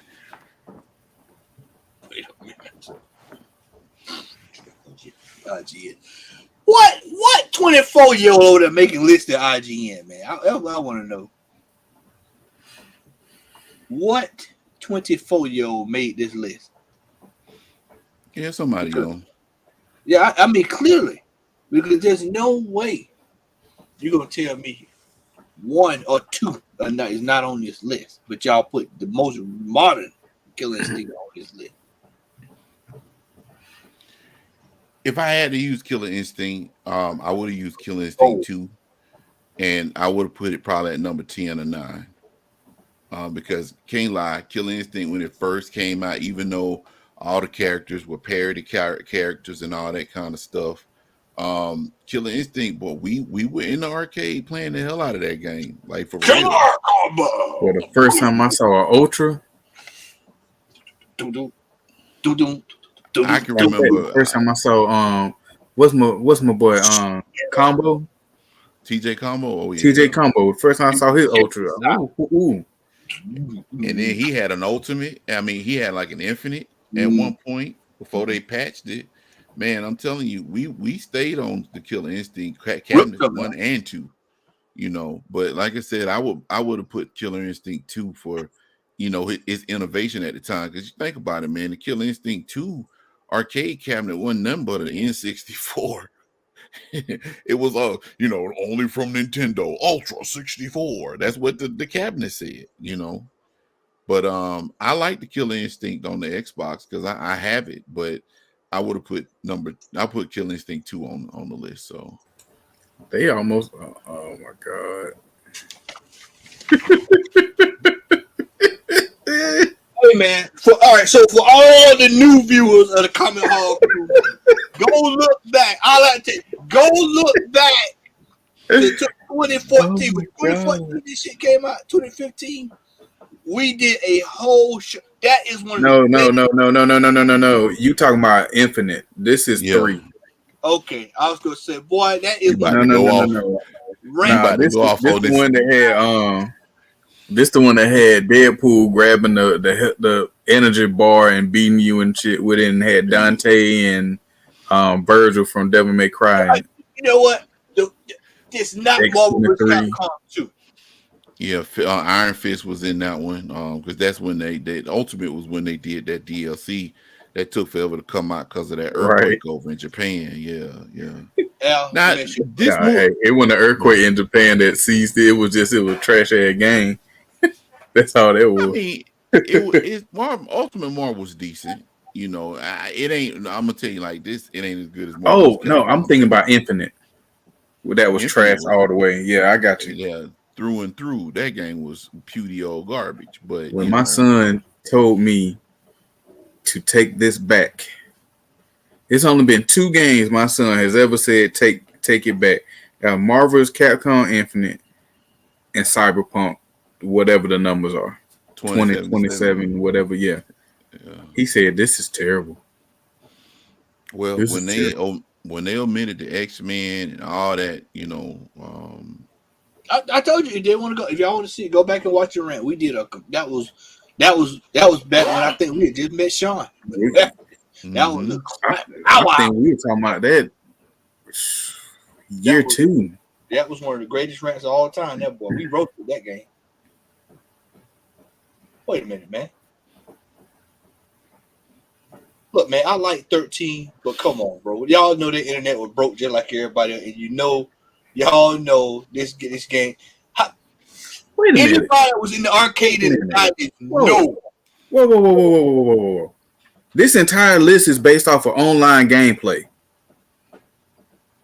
That's why you took the thunder out for the sake. No head-to-head. No. This list is bullshit. Fuck this list. Any King of Fighters in the 90s would knock this over. You can go all the way back. I challenge 98. Yeah, 98, bro. I'm telling you, man. That's why I said, what 24-year-old made this list? Because I clearly can tell somebody 24 years old made this list. There's no way this game should be on this list. And I'm gonna tell you something. I got this on the Xbox 360, right? And it is a fun game, but just like X said, this game is more or less an online fighting game. Now, we used to head to head, right? Have a good night, brother. Hey, Bleeker, we appreciate you watching, man. Thank you, sir. Yeah, man. Thank you very much. But yeah, I mean, King of Fighters 13, it's a nice game, and it's actually an upgrade from King of Fighters 11 and 12. But I wouldn't put it over. I wouldn't even put it over 94. 94 was the first one, because remember when they brought it down to Land's Castle and they had that was on that big ass Mitsubishi. Yeah, TV. it was on the TV. Yeah, on in the back. Yep. Yeah, that's when I worked down there, man. I was like a clobber in them. Man, you get to go in there and spend all your quarters and then walk around the corner, get a Big Mac, and come right back. That's it. And then go across the road, go across the way to Epic to get your candy bar. Yeah, dog. Yeah, buddy. Hold on one second. Yeah. All right. Yeah. Now, this one, I would have put this further back, but it would have been on the list. I would have too. I would have put this right at the entry level. Yeah, honestly, at least 7, 8. I'd say 8 or 9. 8 or 9. Because this is a fun game, and really, what they did with this, they just took aspects of Marvel vs. Capcom 2. Yeah, and they took over aspects and made it out of an anime. And like I said, it's a fun game. Yeah, KOF 98 is my favorite as well, Jace. And 94, 98, 94, then 13, and then 14 from last year. That's my list of KOF games. But yeah, this game it's cool. I mean, innovative, no, because it's doing the same thing that the Versus series has done. But for what it's worth, man, Arc Systems put out a pretty good game with this. But I don't think it would be on my list. It wouldn't be this high. It would be, as a matter of fact, I think I will put a game on this list in place of this that's not even on this list. So I'm gonna go ahead and go to number 3. Now, if I did this list, just me being an old school fighting game, I would put Tekken 3 on this list. You can put 3 or 2, whichever one you want. 2 or 3. You're 3 right. Or 2. 3 was my favorite. I'm not gonna lie, man. 3 was the one that turned that just turned the screw. It turned the corner. Like 3 was the one that actually had everybody in the arcade, because when they released Eddie Gordo and he was doing his capoeira and stuff, Jokers was in there. Even though most of them was mashing buttons, you had people in there. Tekken 3 put butts in the seats, like TC's. Brian Fury, man. That long leg. Oh my God, Brian Fury. And then they started giving King more of them throw strings and stuff. Man. When Brian Fury kick can rival Paul's punch, you did something. You know what I'm saying? Yeah. I hated fighting against Fury. I'm surprised ain't nobody said nothing about Tekken Tag on here though, because Tekken Tag introduced a lot of people. They mentioned it they mentioned it, but I mean, it's not number 2. Wait up. Shit. Now I hated this, and the reason why, again, I have Guilty Gear Strive. It's a beautiful looking game. It's a fun game, but it wouldn't go on no list. I would put Guilty. If I put a Guilty Gear on here, it would be Guilty Gear X or XRD or one of them. Guilty Gear, and What's that X is the second one, right? The second one, right? Yep. That's the one with the guitar. Old girl with the guitar. Yeah. Mm-hmm. That's the one that should have been on the list. Yeah. Yeah. But yeah, I mean, Guilty Gear, it served its purpose. But I mean, let's be honest, man. When Guilty Gear first came out, it wasn't too many people checking for Guilty Gear because they don't have Street Fighter 5 as number one, do they? Oh, Smash Brothers. Don't worry. They refused to put Smash Brothers. They said they didn't want to put Smash Brothers because it's a different type of fighting game. You know, number one is debatable. I'm about to show it. Number one is debatable. Before we get number one, not to cut you off, brother. I will make sure it's gonna be the top fight game. Tyler's gonna be, hey, IGN, this is how you make a top 10 list of fighting. This is how you determine the best fighting game. Same way we did DC in them shows, we're gonna do fighting games the same way. And we're gonna show y'all how to do a top 10 list. This is absolute dross. This is horse shit on a hot 98-degree day in Georgia. Garbage. I want to see what number one is, so I can lose it. So I'm not mad at this. Depending on who you ask. I'm not mad at this. This is one of the ones where it depends on who you ask. Me personally, Street Fighter 2 Champion Edition should be number one. So I'm glad they put this in there. I'm glad they put this in there. The only reason they put it number one is because of that Evo moment. And that's the only reason they put it at number one. Look. It gave us Daigo Perry. Shout out like that right there. Daigo Ubahara. If they would have had this as a best moments in fighting game history, I can agree this would easily be number one. But you only put this at number one because of that one thing, and that like IGN. I hate to say it. Their list is. This list holds about the same amount of weight as Watch Mojo's top 10 list of anything. Yep, I agree. Jay, put that comment back up there with Jay just said. Jace, that's why you my boy. This is not better than Alpha. Look, man, I agree with Alpha 3. Bro, Alpha 3, there are some games, man, that you can just look at the list and say, man, you can go put 4 games for one series and half of them be on that list. Brother, this is somebody late. This is somebody turning their homework. This is the equivalent of somebody turning their homework late to the teacher. No offense, but it was probably a millennial that started playing fighting games right at the pandemic. You know what I'm saying? So I mean, that's a Gen Z. There was no millennial. It's Gen Z. Yeah, we millennials. They were late millennial. This was late. I'm talking late. I'm talking about the 2000s millennials. Yeah, that's what I'm talking about. Yeah. Or whatever they're called. Yeah, because ain't no way champion you missing Mortal Kombat 2. MK2, yep. Bro, there ain't no Soul Calibur game on here. Not one Soul Calibur. Soul Blade. Soul Blade. I'll just get Soul Blade. The last what was that? The only Neo Geo. No Fatal Furies on here at all. None. Not one. No Samurai Showdown. Nowhere to be seen. Nope. No Tekken 3. That's why I said this game is pretty much tournament fighters. No Ninja Turtle tournament fighters. That's what I'm saying. This game is pretty much created for online gameplay. Arcade. No. There's a whole bunch of no artist fighting. I mean, how the hell do you make this list? Yeah. This is you trying to get the great to pass and just take the 70. I'll submit whatever I can and take whatever I can get. They like games that have automatic combos. That's all that is. Bro, that was the time your ass didn't have no. You held back the block. You get your ass whooped. Then you jump up in there. You just get your ass whooped. You just got God gonna back break your ass. That's the bottom line. That's what happen. You jump up in there. God gonna throw your ass and back break. Tell you, man. We came from an era of patience. Next show will be we will rank the best fighting games of all time. Oh, we need to do it just like we did the yeah, that's what I said. show. And we're gonna name the show, hey, IGN, this is how you make a list of the top fighting games.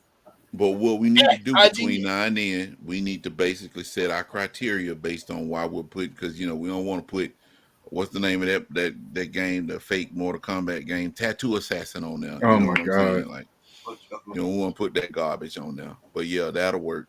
And I'm pretty sure Brother Jason's probably gonna want to join that particular show. What was that game by? Hey, what was that fighting game by?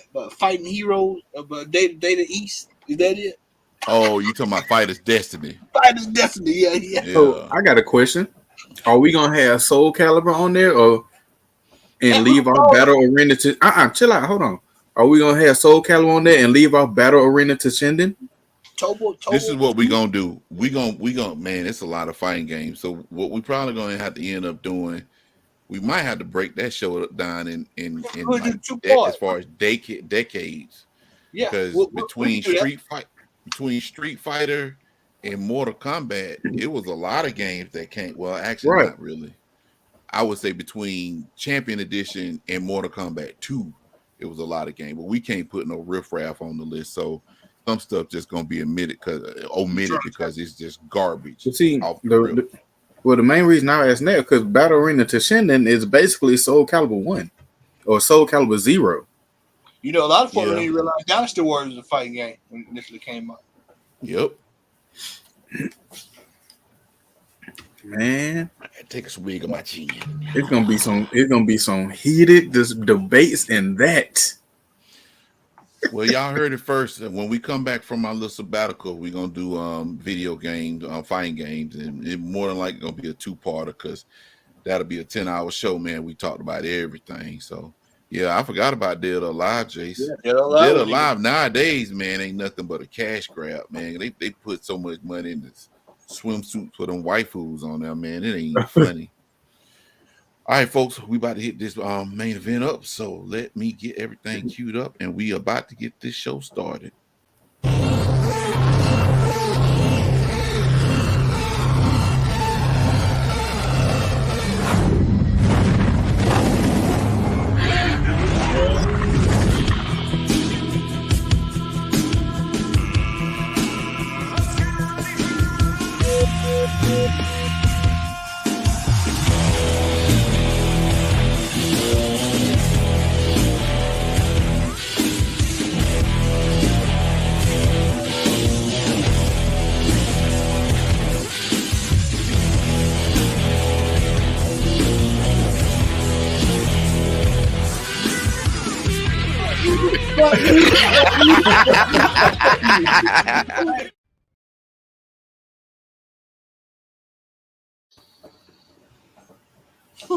Ladies and gentlemen, what I do? My boy got it lined up, man. Hey, man, I got it lined up, bro. I was looking at it earlier. Hey, man, we about to get into the nitty gritty of some things, man. So for everybody, we're nano influencers or something like that. We gonna get to that because I don't thought, man, your boy been thinking like Sinestro the whole week, man. Let me tell you. So I'm gonna do my little dialogue first. So basically, and I'm about to touch on that right now, X. Now, all of us know, and let me just preface this by saying that we have always been influencers. All of us, people in the chat, people on the panel, people that you follow on Instagram, even if they're not large follower or large people, as far as names or whatnot. So, and the reason why I say that is because at some point or another, someone has come to us and asked us about a particular book or a particular series or this and the third, that kind of thing. So we are all influencers. Like, for example, somebody came to me, being that I'm a huge X-Men fan, and they say, well, Al, where should I start? I've never read any X-Men before in my life. My first thing I'm going to tell them, read God Loves, Man Kills, because in my opinion, that's one of the best X-Men stories that have ever been written to date. And I'll tell them at that point, start where you want to, Because I mean, with anything, whether it's Batman, whether it's Superman, whether it's Archie, there's so much material out there. If it's not a new IP, to where you basically are going to tell a person where to start based on your personal preference. So in that situation, we are all influencers. So the difference between us and a lot of the people that call themselves or self-proclaimed influencers is the fact that they do what they do on a larger scale, and they do it for reasons other than trying to get someone on the right track in most cases. We are considered, and it's funny that you mentioned nano influencers. I would say that we are nano influencers because, you know, when we do our hauls, you know, we'll ask each other, how is that book? Man, that book's pretty good, man. You might want to go pick it up. And a lot of times we'll do that off the strength of one of us saying it's a good book. The Three Jokers was a prime example of that. And we end up doing a comics confab, me, you, and Chris. Shout out to Chris, setting up his room. Shout out to Remo, wherever he is. I don't know where he at, but shout out to Larry. Even though I told Larry I'd buy him lunch, he still ain't showed up. And I hope I see you in the chat too. Man, you let me down, Larry. But anyway, it's all great. But Yeah, I'm just messing with you. I just messing with you. But oh, he in the chat for real? No, I said you overlooked him. Short joke. Oh yeah. Oh, nah, he said it, Larry. I didn't. I hey, I say it too. Well, I can't say it to his face. I'll look at him when I say it. But we are all influencers to a certain degree. So what I decided to do, and what we're gonna do, we're gonna talk about a few things, and I'm gonna show a video. But I pulled up the term influencer. Now, the definition of an influencer says a person or thing that influences another, and then it says he was a champion of the arts and a huge influencer of taste. In marketing aspects, it says a person with the ability to influence potential buyers of a product or service by promoting or recommending the items on social media. Then it says influencers can add serious credibility to your brand. So I went a step further and I did a little bit more research. I didn't do a whole lot, but I did a little. And according to Indeed.com, an influencer is an online personality who impacts their followers' purchasing decisions based on their reputation. They use their online presence, mostly on social media platforms and blogs, to partner with brands they use and create content that advertises products or services of those companies. Now, in our realm or our neck of the woods, that particular service is comic books. Okay. Now, I'm also going to say this disclaimer: for as long as there's been comic books sold, from as long as I can remember as being an adult comic book collector, there has always been flippers. There's always been resellers. We all know them at some point in time. Now, as far as these flippers and sellers are concerned, I don't know of any flippers and sellers that have actually done this for years, you know, have YouTube channels. And you might have a couple. Y'all might know a couple that have been longtime sellers and flippers. They might have their own YouTube channel. But I feel like those particular individuals approach it differently from what we call influencers. So now what I'm about to do, I am going to show this video, which most of y'all have probably seen. Now, this is supposed to be the owner of the Black Flag company. I don't know his name. I got to give shouts out to Manny the collector, Manny the creator. No, Manny the collector. I wrote his name down. And Keep It Thorough Comics, because I've been watching them two cats like CNN and NPR about this whole situation, because they've kept abreast with what's been happening. So I'm about to play a video of the owner. This was the day of the actual convention, the C2E2 convention. And if y'all haven't watched this, I want you to listen to what this dude says. I'm pretty sure most of y'all have already seen it.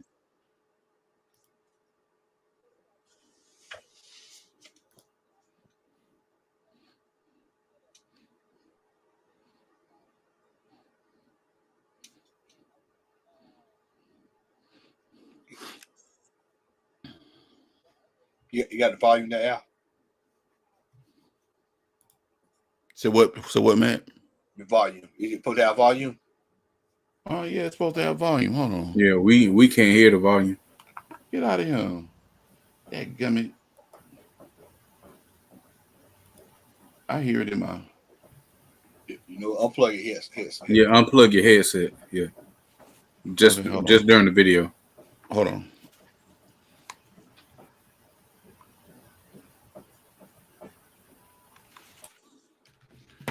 All right, can you hear me? Yeah. Yeah. Okay. All right. Let me start over. Y'all let me know if y'all can hear it when I play it. Yeah. Y'all can hear it? Okay. All right. So let me start it over. Set aside some for them. The other influencers who come by and shop who don't know me on a personal level, I'm going to set up a separate line for them where they can buy up to 10 copies. And however many influencers get there and they get their 10 copies, amazing. The other line, I'm setting aside 100 copies, individual copies, for the comic book collectors and the fans and the people who just want to put one in their collection. I'm going to open both lines up at the same time. I'm going to have 100 set aside for all the collectors, 10 for the influencers, my buddies, the people who support me with a big cha-ching. When they sit down, shut up. What an asshole, guys. With a big cha-ching. With a big cha-ching. With a big cha-ching. Oh, shit. I didn't do that. Manny the Collector, I think that's his name. Shout out to him. Like I said, he's the one that actually dropped the video, if I'm not mistaken. Correct me if I'm wrong, Sean, because he might know, or Donnie. Okay, so y'all heard what he said. Y'all seen what showed up on the screen. Hey, Al. Yes. We got an influencer of our own, too. Who?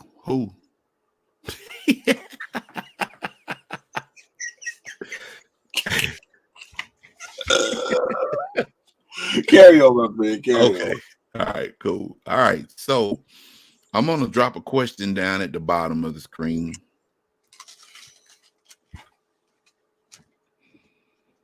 Based on what we do and based on how we collect, why are influencers needed for comic collecting? And this is an honest, genuine question because for the most part, most of us, I can probably speak of 99% of the chat, and I know for a fact us on the Comic Call crew, we don't fall for the okie doke as far as what he just said. Now, according to him, he felt like when he rubbed elbows with the influencers that they were going to actually, come up by a whole bunch of books, which I've heard different stories, different people, Comic Man Andy, and like I said, Keep It Thorough, where they were saying that some of the influencers were there. One that shall remain nameless, he wears glasses. He claims like they said he was there. He stated that he wasn't there, but according to different accounts, he was there, and he bought up some books along with one of his buddies. They put a statement out saying that they weren't there, but one of his buddies actually sold a couple of the books, if I'm not mistaken, on Whatnot. So my question to the panel and to the chat, why are influencers needed for comic collecting? What type of value does an influencer bring to collecting comic books? We always say that if there's a book that you want, you would already have the book. So what is it that influencers bring to the overall hobby of collecting that is important? I personally think influencers bring balance to the collecting, because, and the reason I say balance, for every bad influencer that's out there, there are good influencers out there. You know what I'm saying? Like for everyone that all they want to do is flip and push their own personal gain from comic collecting, there are groups like us that sit out here and try to keep people from falling for that bullshit. You know what I'm saying? So influencers is like everything. It's like offense and defense on basketball, football, baseball, whatever the case may be. You got to have something that's going to balance it out. You know what I'm saying? You got to have a Neo to an Agent Smith. Everything has to have that balance in there. So just imagine, like, if we weren't doing what we were doing, even though we're a very small scale, you know what I'm saying? If we weren't doing what we were doing and other people that were small like us or bigger than us weren't doing this, and they were only following the influencers that were driving the prices up, then all of us would be fucked up. You know what I'm saying? So I think why influencers are needed is to bring balance to collecting of any sorts. So in that particular essence, so it's basically like you're saying it's more or less yin and yang. Yeah. You know, for those that go out there and shield a $300, $400, $500 book, I think the caveat to that, which it does hold a little merit, I think the caveat to that is that most times these influencers have a bigger voice and a bigger platform than we do.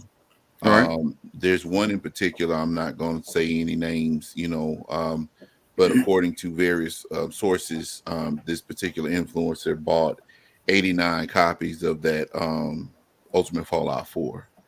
And, of course, that person was on Whatnot, and selling the books left and right. When Marvel came out and refuted the actual book being valid, that person then turned to their social media and stated that they didn't know this, that, and the third. They weren't trying to sell all the books. They were going to do giveaways, which apparently has not happened yet. But I think the danger, me personally, what you laughing at, man? I'm laughing at I can see the faces of who you're talking about as they're saying that bullshit. You know what I'm saying? I think the dangers of those types of influencers, man, is the fact that they are pushing product not just to make money, but they're greedy. It's one thing, like I said, we've had sellers and flippers in the comic book community for the longest time, and those people have gotten by, doing what they do because they keep their ears to the streets. They know they just have that sixth sense when it comes down to what they do. And I respect that because that's what they do to make ends meet, to put new books in their collection. I can dig that. But when you're in a position to where you are shilling books for no other reason aside from the fact that you might have went to a store and bought 50 copies of Avengers 287, and all of a sudden they drop an Easter egg mention from Hawkeye, and then people are buying that book up for $80, $90, $200. I personally think that's wrong from an ethical standpoint. Now, there's a sucker born every minute, and you spend your money how you want to spend it. That's on you. But at the same time, me as a collector, and this is coming from a person that has an extensive collection, but me as a collector, I feel for people that don't have that balance like you have with one particular dude that had a video, for example, and you probably don't know who I'm talking about with this one too. He had a video that he came out and he actually supported and backed up what they did with that book at that convention. Well, I saw the video and his comment section, boy, they ate his lunch, dinner, and his late night snacks. And he ended up deleting the video because they were on his ass. They were on his ass. Like, how could you defend this? There's one thing that you doing stuff to make money. But there's another thing where you purposely go out there, use your influence as an influencer to try to escalate and try to inflate a book that you know is not worth what they're asking for. All because He probably got a book from said people that he was promoting. That's why he was happy. yeah, but they said this particular individual was in line and cutting in line at the convention and stuff. Like I said, I ain't saying no names, but most of everybody probably already know who I'm talking about. But my thing is the influencers, and I get what you're saying, Donnie. I mean, influencers are a good thing as long as the purpose is to aid informed decisions within the hobby. I can dig that, and I'm behind that 100%. But how many of us know a lot of these quote unquote influencers, whether they be on YouTube, TikTok, Instagram, or whatever, and they're not really making informed decisions? They're not really trying to tell people. They'll tell people on the sly, or they'll tell people in passing, yeah, don't do this or don't do that. But at the end of the day, do they really mean what they say? You know, there's one guy I used to watch all the time, and I haven't watched him in a while. I cannot remember his name. And one thing that he would always say is that when you're dealing with the spec game, and you're dealing with speculation, and when you're dealing with flipping books, make sure that if you're trying to go out there and sell books, don't try to sell books with the intention on becoming rich. Make your money, get out, do it, rinse, repeat. That's that same type of thing. But it seems like a lot of these influencers nowadays, they're using their influence to try to manipulate the market to where they're putting value on books that shouldn't actually have any type of value. So, Matt, what do you have to say about that? I just think that it's just gotten a little out of hand, man. I mean, and for those who have watched the channel, I do from time to time. I do some videos some books that you might want to pick up for X number of dollars, or stuff like that. We even have a segment over here we hadn't had in a while, but it's called Responsible Spec. And so, I mean, I have a massive problem when people are pushing a product that, as you stated, has no value at all. And there's so many people invested into that particular book. And then, like you said, they get on, and then they this book is moving for $7 million. OBO, all that stuff. And then, they try to push that stuff, man. And you start seeing absorbing prices. Then another thing that just really irks me is, and we talked about this in the Shine Bone in the video said I'm gonna have 100 books for these folks here. Then I'm gonna have a few books here for people that wanted their collection. I'm gonna have 5 of these books for the collection, but for folks that take care of me, the money, y'all can come get many as you want. This, that, and the third. And so now you've created a bunch of books that that have just they're out there, man, and just absorbing prices and stuff like that. I mean, we kind of hit on it several times tonight. You look at that X-Men $200 book, and people out here reporting on that. That shouldn't even be reported on, man. We shouldn't even be discussing that, man. That should be, if we had to do a top 10 list, that wouldn't even be on it. No. Yeah, and I tell people all the time, if you want to spend your money on Death Head #1 CGC 9.8, signed by Stan Lee, Gil Kane, and anybody else that y'all can find, then by all means, knock yourself out. But I'm going to tell y'all this, and I mean this. It's since some people say we influencers. I'm going to influence you this way. You go into my inbox and you message me. You can message the Comment Hall crew. We will give you a list of 50 books that you can find for because that we know better. And I know there are some folks, because I see them at shows, people who are getting back into the hobby. Some people coming in, been out of it for about a while, and they got back in 19, 20, 21, and they don't know, honestly don't know, and so then if you're gonna be an influencer, influence somebody the right way. Hey man, don't spend $1,800 on the 16th appearance of Deadpool. Don't do that. Instead, take that money and move it over here. If you're looking for value for your dollar. Now, if you want to just buy because there are some people that just buy, strange things. People want to buy covers with pool tables on. All kind of crazy stuff. And that's their prerogative. But I have a problem when individuals every Friday night, same back channel, same back time, pushing a book like this book that just came out last week. I have a massive, massive problem with that. That is fool's gold. I hadn't used that term in a while. That book that came out is fool's gold. And I for one, am not going to feel sorry for anyone who goes out there and puts their money on that book that came out that we talked about earlier tonight. That book has the same amount of value in my eyesight as a 1993 Pizza Hut coupon right now. That is the value that I have in that book. Damn.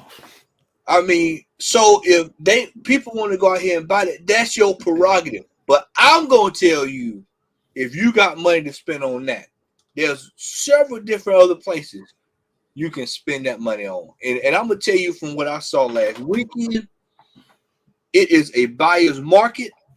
And if there are certain books that are high end that you're looking to put in your collection, this is the time to do it. This is your window. Al, you saw it for your own self last weekend. This is the window for you to buy quality. Listen, not quantity, but quality. Do not be dismayed by when you hear these jokers get on here on whatnot, on Instagram, these real videos. This book's popping, pop locking, electric boogaloo, all this stuff. They're telling you to go out and get this stuff. Do your own research first. Please. There's enough for all bad influencers. X said there's enough good influencers. You know, then there are some influencers that will make me aware of brands that I was not aware of. I.e. Reggie Collect. Reggie Collect brought up a site. He was like, hey, this is a great site to go check out. You know, shit, I never heard of that. Well, you know, I go over there and find out it's a gold mine. You know, so, I mean, there are times when being an influencer works well. I have a problem when it becomes predatory. That's my biggest gripe about it, is when it becomes predatory and individuals know they're being predatory. That's no different than when we go to the comic book shops and they're trying to bamboozle you. And we discuss that all the time. It's the same. It's two of the same. So this situation, I'm not surprised this whole thing blew up last week the way it did. I've had it up to my head with some of these con variants anyway. You know, me personally, I don't think I should have to spend $75 to $150. Or basically, I'll just do it like this. If you're trying to go out, you don't have to. I'll just say, you know, you go out to a con, and you go out to a con, you're going to spend top, you know, especially if you're traveling to one, you're going to spend top dollar to get there. I heard one guy say on a show, he was talking about San Diego Comic Con. You go to the San Diego Comic Con, you still ain't guaranteed to go sit in and watch some of the trailers. No. And he said, that's ridiculous that you spend that kind of money. You go there, you want to take the family out for a good time, and you still not able to enjoy that. Then, X, to piggyback on what you just said, I remember about 3-4 years ago, they had a Peach Momoko, Usagi Yojimbo, and it dropped, and it was gone within 2 minutes. Now, these folks spent top dollar on that book. Now you can go find a book for like $45, $50. Man, they're giving them away graded. Now you want one, buy one, get, you know, buy one free. Black Friday, Ollie's, Farmo. They're giving them away. Roses. You know, I mean, it is exactly. Mm-hmm. For what people pay, you should. And so this whole thing with faux staples, it's gonna blow up. And I mean in the wrong way, by the way. In the wrong way. But it also sets a deadly precedent. Because if people are going to legitimize this book, what's next? What's the next thing that people are going to do? Because it seems like it's becoming the Wild West. And people are getting tired of it. People are getting tired of it. But the people who are heavily invested into it are going to try to push the thing for what it is. And they can kiss my ass. So if they tired of it, then they don't need to spend their money on it. Well, what I'm saying is that even though people are not spending their money on it, general collectors are tired of actually just it's somebody put it, I think it was might have been VV Hialeah. One of the two was in dropped the chat. It's starting to feel like the 90s. Mm-hmm. And I agree. Because it seems like just everything just getting thrown out there. Now I don't me personally, don't think we'll have that crash that we had in the 90s. But I think a lot of this stuff, what the crash will be is a lot of these propped up books that actually hold no value. And as I stated, it's a lot of predatory selling going on. And a lot of people who don't know any better are going to be the ones that's going to end up on the back end hurt. People like me, you, Al, DT, Larry, Shannon, when he's out, he want to buy stuff. Folks like that it won't bother. But folks that don't know any better and get bamboozled, because let's just be frank, people are going to get bamboozled. And they're going to go out. And somebody's right now trying to buy that book because they've been told that, this is, this, that, and the third. See, I hate to say it. I hate to say it. I have no sympathy for them because they're not listening to everything that's out there that's around them. They only focusing on because one person said that it's worth XYZ. You know what I'm saying? If you, let's just say, especially right now, if you still out there trying to buy this book and majority of the press on this book is negative, shame on fucking you. You know what I'm saying? That's your dumb ass.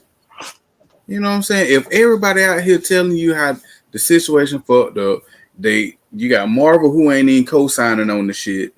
You know what I'm saying? They like, we ain't approved this. And then you got CGC out here backpedaling and this, that, and the other trying to save face. Then you got folks pissed off because they couldn't spend $100 in line while the influencers are buying this, that, and the other. Yo, if they were flipping the books at the con, why are you still trying to spend flipper money now? So you ain't learned your lesson. You don't want to learn a lesson. The only thing you want is pain. And it's self-inflicted pain. So I can't sit here and say, I feel for them. I just say, fucking well for them. So I'm sorry.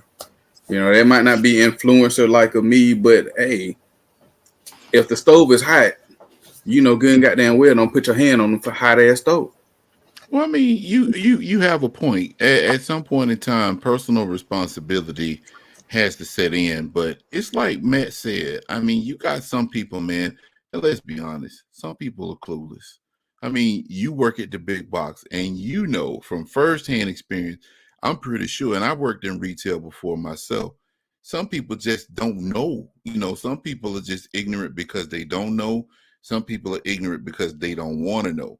Now, those are the ones that I don't have no pity for, because if you don't want to learn, if you don't want to put yourself in a position where you jump at the first thing smoking, that's on you. Right. Now, I'm about to share the screen really quick because I'm going to make a comparison, and I want to ask the chat something. Now, I pulled up that book again, The Ultimate Fallout 4, and I want y'all to see something, and I'm going to show something on my screen. This book, the last recorded sale for this book on August the 13th, which was today, was $425. Now, I'm finna blow myself up right quick, and I'm going to ask the chat this. Would you rather have that book I just showed, or I done messed it up, doggone it. Hold on. For dramatic effect, I'm just tearing stuff up. Good Lord. Hold on. All right. Or would you rather have this book? Now, the reason why I'm showing this book, I paid the same price for this book and for this Ultimate Fallout 4 that I just showed y'all. So which book would you rather have? For those that out there that's like out there, like hadn't been acclimated to this thing, use your head. Listen to people. They don't necessarily have to be to us. I mean, like I said, all of us are influencers, and I think one thing that we'll have to do for those that don't fall for the snake oil salesman trick and the okie doke, we're gonna have to stand up and say, hey, this is wrong. A lot of people, as of late, have been calling out some of these folks. Yeah, you told me DT, that was, hey man, we're gonna have to link up. But right, that's what I'm saying, Donnie. I mean, at the end of the day, the book that I just showed is going to actually gain more value over time than that Ultimate Fallout 4 that somebody just paid $425 for today. use your head. And because of the fact that, you know, there are more those types of influencers, which, you know, Donnie aptly called, you know, con men, because in many cases they are con men. And unfortunately, there's a sucker born every second. They prey upon people that don't know any better. But, you know, I think it's up to us at some point in time, even with our small channel, we always tell people for the most part, to collect, number one, collect what you enjoy, collect what you love. Don't go out there trying to be like somebody else. I'm not trying to be like this dude down the street because I don't care what that person has. I collect because I enjoy collecting what I like to collect. And that should be the same. I mean, unless you're a reseller or a flipper, then you're doing it for a different reason. But at the same time, I feel like we have responsibility to speak up when you see these people saying that this is this and this is that. Like, you know, the whole issue with the X-Men 200 that I brought up last week that I mentioned earlier. That's foolishness. That's stupid. People are paying $150, $160 for that book, and Magneto is just wearing that costume in the cartoon. But, you know, some influencers are pushing that book because they probably got a surplus of those books that they're trying to get rid of, and they trying to make money hand over foot. So I don't personally think that influencers are a necessity unless, like Donnie and Egg said, if they are in a position to where they're actually being beneficial to those that are listening and watching them. There was one in particular I used to watch all the time, the one that Matt mentioned on Friday nights, but it got to a point to where I'm like, dude, this is madness. This is insane. I'm not going to keep watching this. And then all of a sudden, these books shoot up in price. I'm still looking for 2 Marvel Team Up books that are grossly overpriced because one of the characters is showing up in a She-Hulk series, and another character has showed up in Hawkeye, but they really didn't call her Mockingbird. But I can remember watching influencers on YouTube hyping them books up like they were the next thing since Hulk 181. Now some of those books are in a position to where I'm not paying $60, $70, $80 for a book just because Frogman is in it. Who the hell is Frogman anyway? So this is what I don't understand. Why the fuck are people paying more for this facsimile, which is a $5 book? They're paying more for this than they are a high grade Ultimate Fallout 4. To the acetate. Like they ain't paying that for I mean, they ain't what they're spending on this, they're not gonna get the newsstand version of UF4, but the direct edition is $585-ish, something like that. High grade, and you sitting here buying, you're paying $465. What was it? $465 or $485? $425. $425 for a $5 book with a 50-cent piece of plastic and 50 cent worth of well, maybe $2 worth of paint on it and 10 cent worth of staples. Well, the book was initially sold at the con for $85, but when they decided that they wanted to really fleece people and flim-flam folks, they upped the price after they had sold a certain amount to the flippers and resellers, and they upped the price to $100. And then for some of the books that were graded, like one guy, I think his name was White Shadow on YouTube, he was there, and he said that they were selling the CGC 10 for like $2,500, 9.9s for like $1,500, 9.8s for like $500-$600. For somebody to sit by that book at $425, and let's just face it, and the unfortunate truth about this particular book, even with all this controversy and all this negative publicity, somebody wants that book because of what it actually represents. Let's just be real. But if that's you, that's you. I could put my money into something that I feel like is either going to be sentimental to me or it's going to be a value like the X-Men 14 I just showed. So, man, I've never really been. Go ahead. I was just going to say, not to cut you off, but the only way that book would be sentimental to me is if I was or the mother, the father, the brother, the sister, or whatever, like the child of the artist who did it. And I'm pretty sure if I'm the pappy, I'm gonna have a copy anyway before it was even released for sale. So I'm Yeah. I mean, you know, like, is it representing America? Is that why people want it? America, it got a flag on it. Man. No, I just think it's just people. It's just another example of we're gonna try to pump this thing. We're gonna make some bread off of it. Try to make $1 or $2 off of it, and we're gonna pump it high as we can go. And unload it, and whoever stuck with it just stuck with it. Yeah. Robinson, IEC Robin King. Yeah. Yeah. Well, I think that book still got a $25 tag on it at the shop too. It does. I checked it today.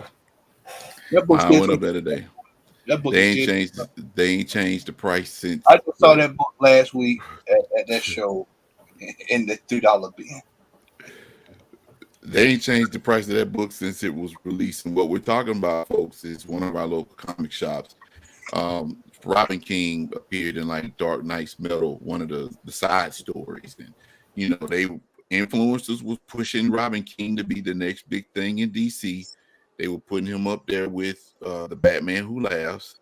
And he ended up being a dud because ever since Dark Knight's Metal ended, Robin King ain't been in nothing. He probably working at the McDonald's or the Shoney's right down the street from my house, you know. So, you know, that's another thing. Like, you put all this, you know, talking to these books, and these books fizzle out, and you sit here and left with your hand in a rat trap talking about, man, I don't know why I bought this book, because you stupid, you know. Because you easily influenced. That's why you bought that book. You're easily influenced. Not that's why I say it has to be, and not trying to invoke any Star Wars verbiage, but we have to actually bring balance to the force. Like I said, not just us, but anybody in the chat and people that they know.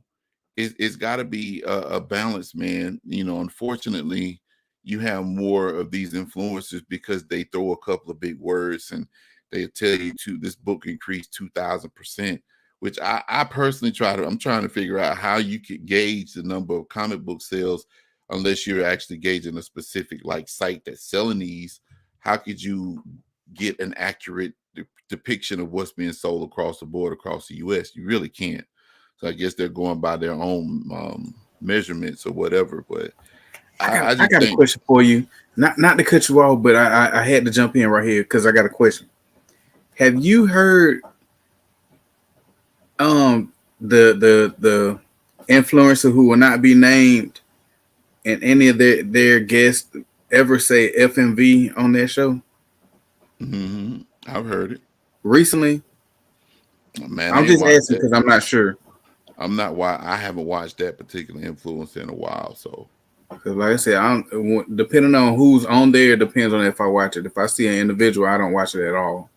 You know what I'm saying? So that's why I was asking. What's up, Edward? No, I'm talking about it's the A cover. That's the one, not the one. Not the one that the dinosaur cover was I think it was either an incentive cover, or it was a ratio variant. But that one right there, we talking about the A cover of that book is what, $25, $35, y'all, something like that. Oh, at first he wanted $35 for it, and then it go up to $50 the following week. Yep, and it dropped back down to $35 like 2 or 3 weeks afterwards, and it's been sitting 25 since then. Ever since then, and that book came out like in 19, right before the pandemic, I think. So, you know, you and mute, Matt. I say that's crazy how long ago that's been, and that book still is $25.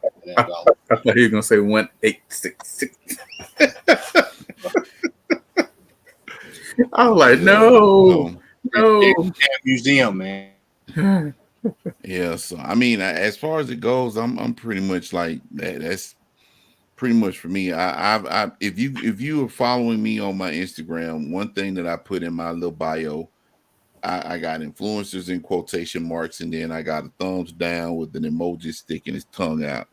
I've never been too much keen on influencers, regardless. It ain't even really comic books. It's with anything. Like people, it's like going into a store and the person that's there, hey, how you doing? Welcome to such and such. What can I help you with? It's like, I'm good. I just want to look around.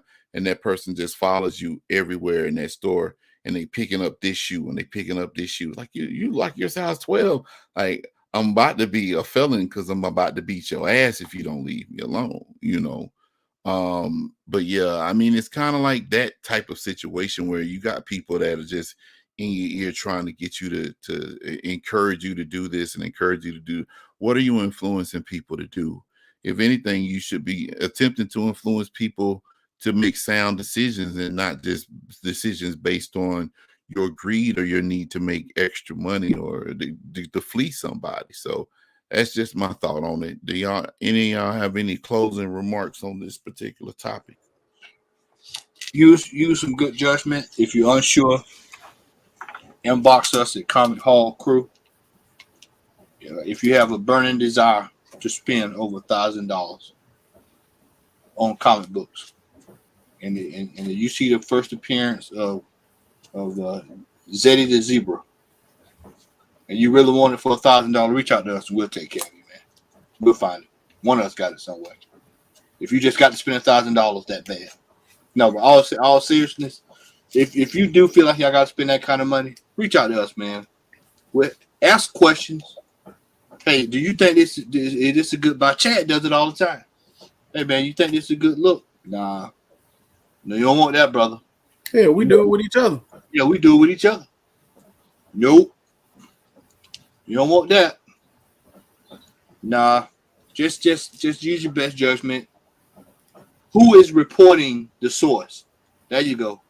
Crystal got it right down the pipe. Research, and do more research. Yeah, exactly. One thing I would say is don't let your influencer be your swindler. Yeah. That's all I say. Because if your influencer is always talking about a product that only they have, or if they're talking about this book and then next thing you know, yeah, we got like 30 copies of this in here and 15 copies of this in here and blah, blah, blah. It's the reason why they bring that up, because they trying to get money in their pocket. So don't let them influence you into swindling you out of your money. Just saying. So critical thinking, like this Poke comment just said, use your head, reach out, don't get fooled. If you make a mistake, life is the greatest teacher in life, because it's when you fail, you learn from your failures. You know what I'm saying? You learn how to overcome what you did wrong and do better next time. If you don't, hey, that's on you. Going back to what I said earlier, but let me just be smart about it. And let me just add this too, because we've talked about this a few times. When you see books appear in certain influencers' spheres, TV, their shows, YouTube shows, top 10 lists or anything, just keep in mind that in most cases, 99.9% of the time, those books are going to take a tumble.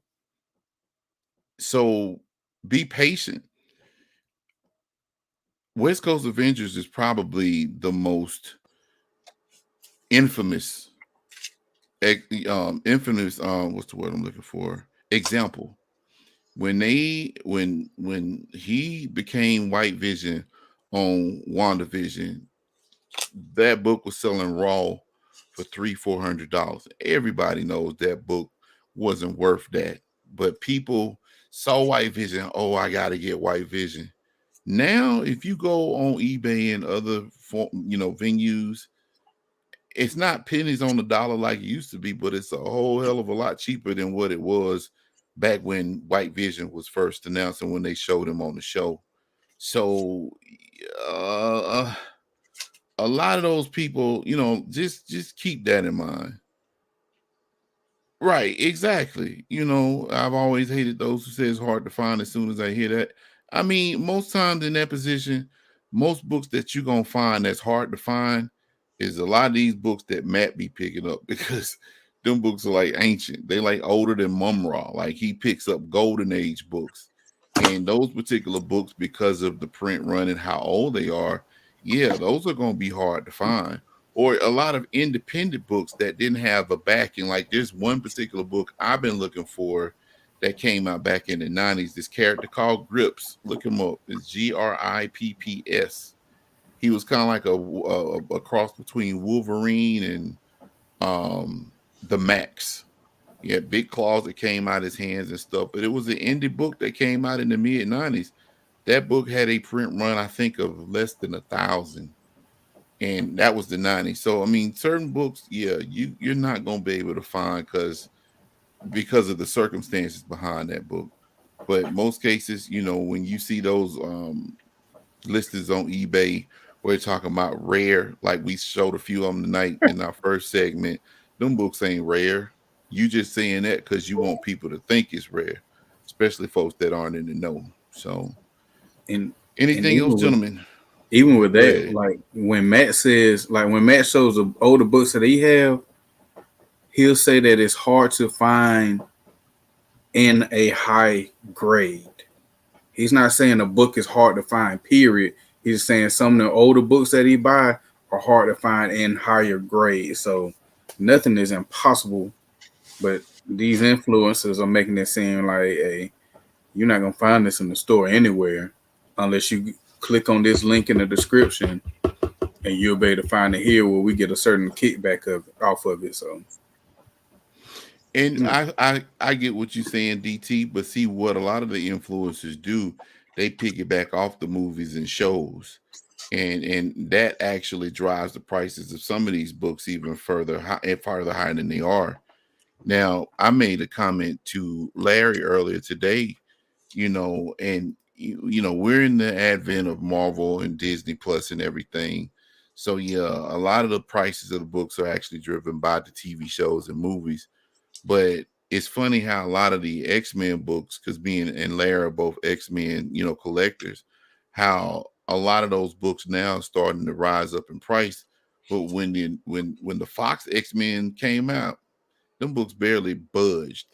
They actually went up, but they didn't budge to a point to where you see Professor X in the wheelchair and Scarlet Witch, and then all of a sudden, any appearance that he has in that wheelchair in the comic book has shot up 50-60%. You know, so yeah, the movies and TV are driving the shows as far as the prices of the books. But at the same time, those influencers are there to try to squeeze a little bit more juice out of that orange.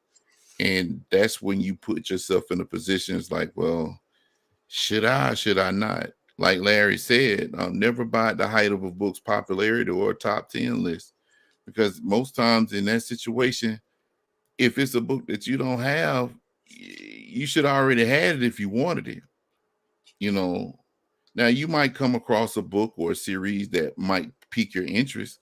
Like for me, when the Boys TV show came out, it actually gave me an interest in the comic book, but I'm not going out trying to buy that series because right now the Boys are hot. Right. You know, I'd rather buy a trade paperback. That's what's hot. I'd rather buy the trade paperback or wait till the show, you know, if completes its cycle and then move on. So if you're buying off of a movie or a TV show, it's already too late. You didn't want it to start with. I'm just saying, like, even if you are watching it. So, prime example, just to piggyback off what Al was saying, especially with Invincible and the Boys. Like, everybody on this that follows us, especially Al, knows I love My Hero Academia, the anime, right? Mm-hmm. Everybody, as you can see behind me, I collect Funkos, right? I have every single one of the My Hero Academia Funkos except for 3. And I'm probably not going to get those 3 because every single one of them is averaging $140 in sales. The other one is averaging about $160 in sales. And the third one is averaging $333 in sales. I'm not finna spend $600 on 3 pops. I collect every single other one that I want from that run, except for those. I'm just gonna have to miss out on that. So, You know, don't sit here and be like, hey, I love it, I gotta have it. No, you don't have to. You know what I'm saying? There are other ways to go about like filling your needs, so to speak, with a collection, but you don't have to go out there and drop top dollar for these books. So be smart with it, and don't be easily influenced by these swindlers, not influencers. And that's all I'm gonna say on it. Matt. Hey man, be smart. Use good sense.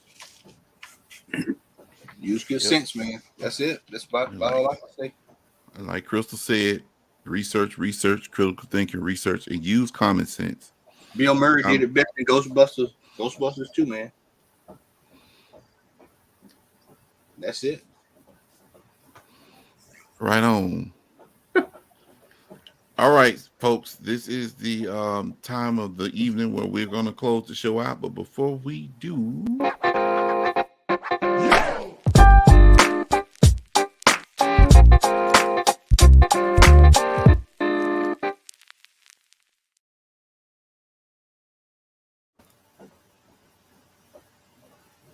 I'm trying to get my camera to do right, because I'm gonna do it the other way this week. This week. So hold on, folks. Yes. I bought some books today, y'all. All my stuff is modern today, but I bought a lot of stuff because I didn't go to the comic book store last week. So, that's that music. Thank you, man. That soothing comic book showing music. I am a fan of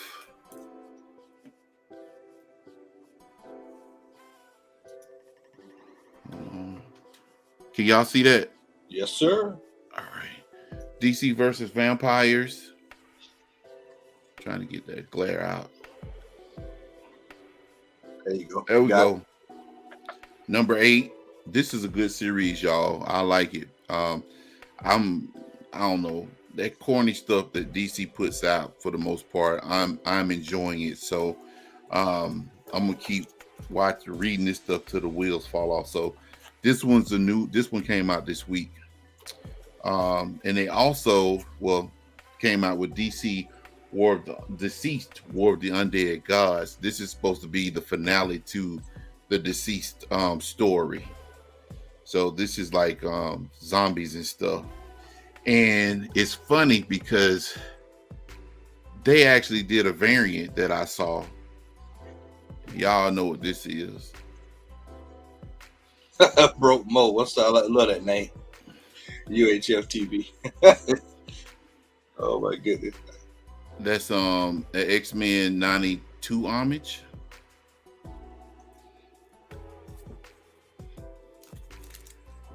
Dark Crisis number 3.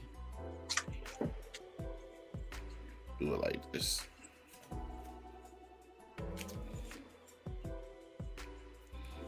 Legion of X number 4.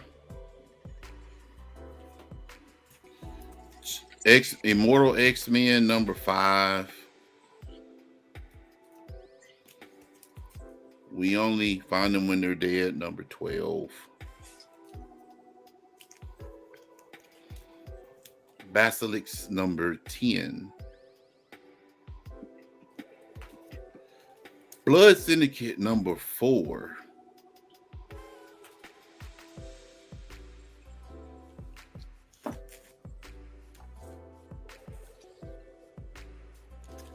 Naomi number 6.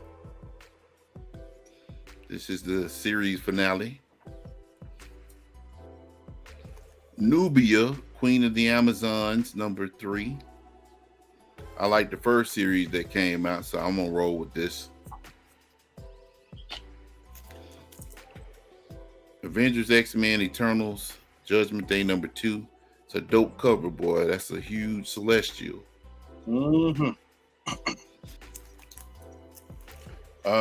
X-Men Red number 5.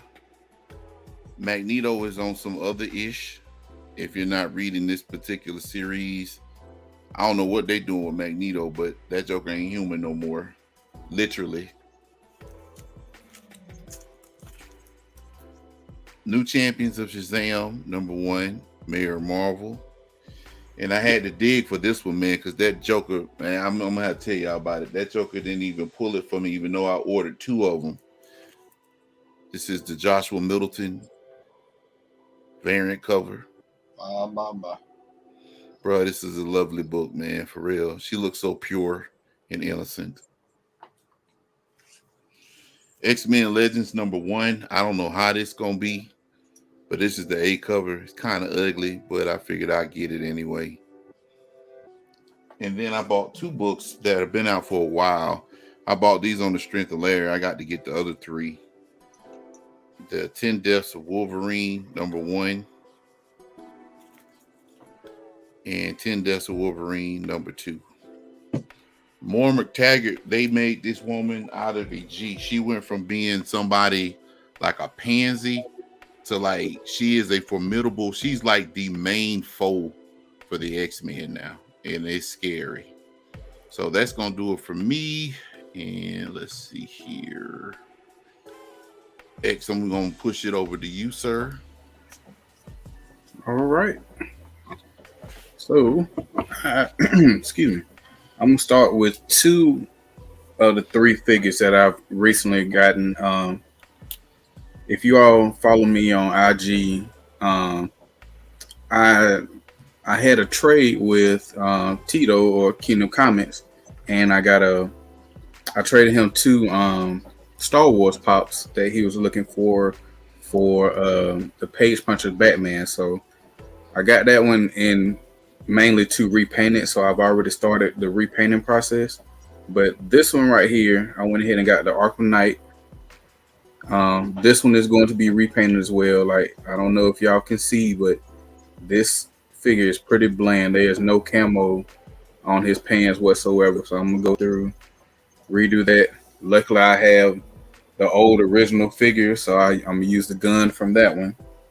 And it's funny, while I was talking to Tito, I was saying how one of the figures that I want, I can't wait to get my hands on it so I can repaint it. And it just so happened I went to the store when I left and came across this beaut right here. So I'm gonna go through and paint everything the right way. I'm gonna actually paint this gold instead of bronze, and then I'm gonna darken up the grays right here. This is gonna be metallic blue. I'll post a picture once I get to doing all of that. Now, as far as the comments, I only got a few to show, but I had to do some books that I had missed. So while I was out, I saw this variant of Batman 125. Went ahead and grabbed Batman 126. I went ahead and grabbed this variant of 126. Hold up. What is that? The Omegon. It's Omegon something. Spider-Man 3. That's the one with Venom. Yes, right. Well, they go biting off a Marvel now. Good. 360. What was it? Yeah. I went ahead and got Batman White Knight Presents Red Hood. I want to see the little twist on this, or the continuation, maybe. I haven't read it yet, so I don't know yet. And I went ahead and grabbed this variant cover right here. I accidentally picked up a second copy of Batman Beyond White Knight #4. I don't know why I thought I didn't have it, but it don't hurt to have multiples or something. I got Batman Beyond Neo Year #5. And I have the variant cover of this one. Then I went ahead and I needed to grab this copy of House of Slaughter #7. And picked up Moon Knight 13. Also grabbed 14. And I grabbed Venom #9. And last but not least, the book that I haven't showed it on IG, but I showed it to the fellas. I traded in some pops, and I was able. Matter of fact, the pops that I traded in pretty much paid for all of these books, including this one right here. So I got a Wolverine #1. All right. Suki. Yeah. So yeah. Yeah. But that does it for my holes.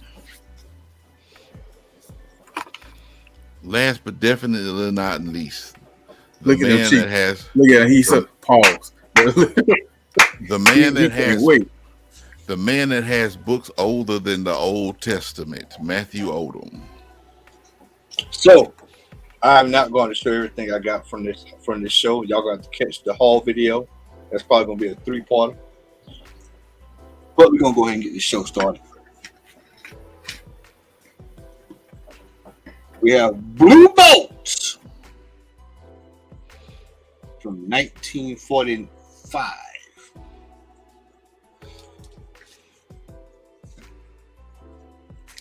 We have some Lev Gleason goodness. We've got Black Diamond Western with some of my favorite Charles Bureau art. What's the year on that one? This is 1953. I think it's 53.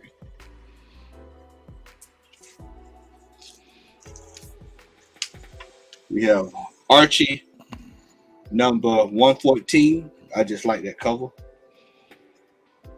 Archie's on his way to the paddy wagon. To the LBC. We got some more Archie. We got Laugh Comics 97. We got another gold center. A gold 10 center. We got some more Archie. We got some more Golden Age Archie. Lady Elf. Reggie number 5. Boy, he sure got a shiner, don't he? He got a shiner, boy. Veronica knocked the holy hell out of him. Y'all know I like my good girl. We got Fire Hair. There's some Matt Baker. You see the Matt Baker, Maurice Whitman. I had to look it up. I'm almost certain that's Maurice Baker. But dude about to go upside the head with the butt of that rifle, though, boy. Yeah, good grief. Yeah, it's gonna be ugly. It's a lot of violence in that cover. An extremely hard to find issue in high grade, as X always I like to say that. This is the final issue of Group the Wanderer 120. This book goes from anywhere from 150 and up, raw. So if you're out in the 99-cent bin and you find this, grab it. Group 120.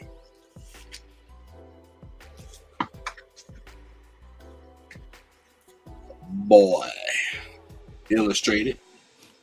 Boy. Number 44. Yep, some more Charles Bureau and Lev Gleason. Shout out to Kratos.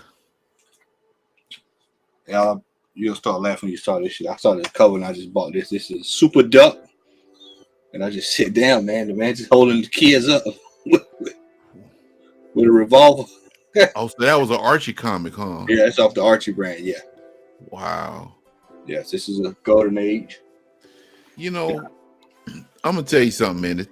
The beautiful thing about comic books, man, is that there's always something out there that you've never seen. When you think you've seen a lot, somebody pull out a Super Duck, like, nah, son, you ain't seen everything. Like, that's cool. I like that about the hobby, man. Yeah, and I love having these old stamps from on my comics too. Now you'll like this next one, brother. Funny Animals. Oh, hey, man. And that's for a Fawcett book too. Yeah, it is a Fawcett book. Yeah. Shazam Bunny. And here's the oldest Archie in my collection. Archie number 29. I think I might have showed this last week. I can't remember if I did or not. Yeah, you showed that one last week. Last week, okay. Now, when I say this is a tough book to find, this is truly a tough book to find. Knights of the Dinner Table, number 3. Any of the first 3 of these are damn near impossible to find. So I saw number 3. The pose. The flex after he just stabbed the dragon. Yeah. So I was elated to have finally gotten. I want number 1, but number 1 just out of my price range. Is he flexing or is he elbowing the dead dragon? He Both. flexing, bro. He flexing, bro. He doing both. He want to make sure he dead. He Drop that people's elbow on his ass. Shout out to my deceased cousin. He would love this. Insane Clown Posse. This is a little bit of a tough one to find out in a while in high grade. Man, yeah, he love that right there, boy. He'd eat this up. Shout out to Al Rainey and Larry Crocker for hipping me to this last weekend, and I saw it the next day. X-Men 267, the third appearance of Gambit. Newsstand. Thank y'all for telling me about that, boy. Because I had not even thought about that. And that book you can still get for relatively cheap. Yeah. Captain Marvel Jr., 55. Hey.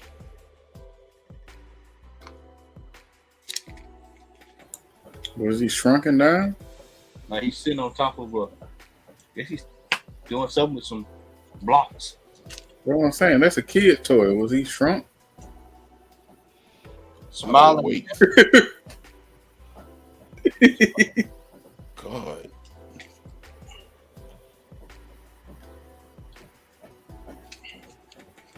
Bob Hope.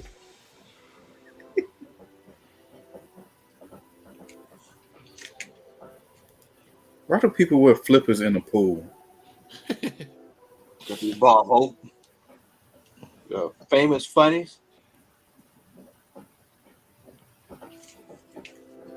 Good girl cover there. They do. They had no collarbone. Winnie Winkle. Goat took some of that dress out. We got some Matt Baker. Wings. I think this is Matt Baker. No, this is Jack Cannon. No, excuse me. I think this is Jack Cannon. No. It's somebody else. It's not. So somebody, Matt Baker, whatever. No, it's not Matt Baker. This is Maurice Whitman. We have Sheena, Queen of the Jungle, number 13.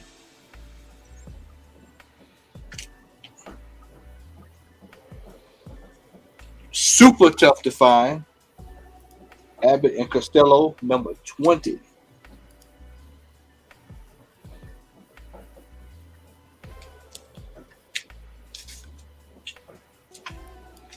Extremely tough to find. Babe. I don't even know. Or number 5. Number 5. I checked the census. There's not even one on the census. So this is going to get great. And be the first, sir. Be the first. I will be the first. Be an influencer, sir. I'm going to influence EGC. This is going right out. I'm going to influence them. Now, I bought this book just off the title of it alone. I just thought it was, and then I noticed it was a good girl cover, and I said, well, damn it, that's 2 birds and 1 stone. Redskin. You know why I would want that book right there, boy. Yep. Guardians. Or whatever y'all call y'all. Commodore. Whatever y'all call y'all. Ain't no damn, it's Commanders, bitch. Talking about some Commodores. Transformers. Boy That Meets the Eye, number 25. First appearance of the Predacon. No.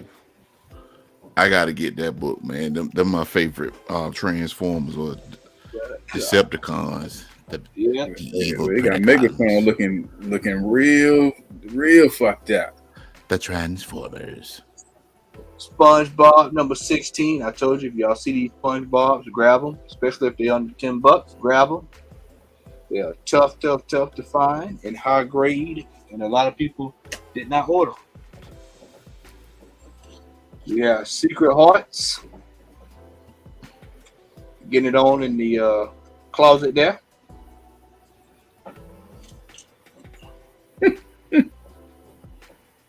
Y'all know I love my boy Dave Stevens. Another copy of the DNA ages 24. Got my 80s cover, Miami Vice Field.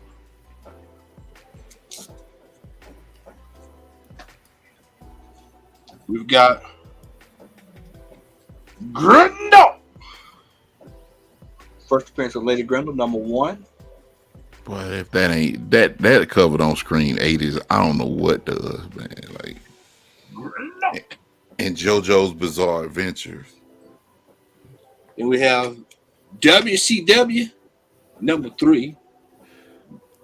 Hey, you know they got a cover with the NWO on it, man. I've been looking for.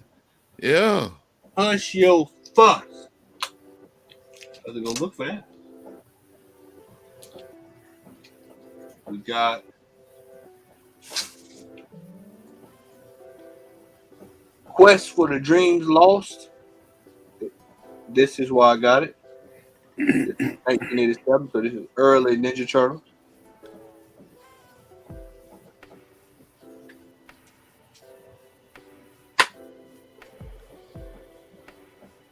Mo Dave Stevens, y'all saw me bring this one a while back. Johnny Quest. Okay.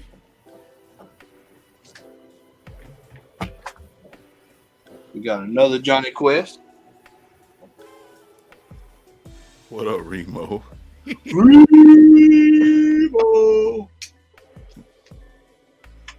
We have Airboy, number 5, classic Dave Stevens cover.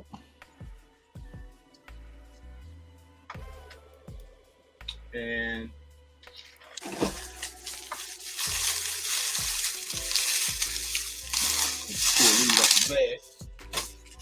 the guy saw these before the show, but I'll show some of y'all. Got me some pulp magazines. Astounding Science Fiction.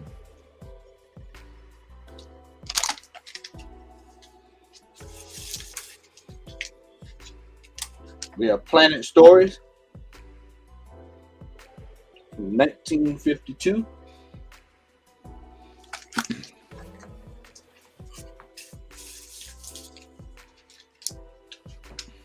Future Science Fiction.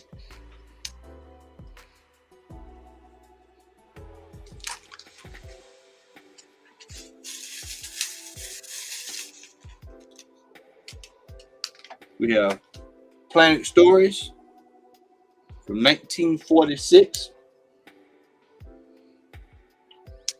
Fun fact, one of the writers on this was the great Ray Bradbury.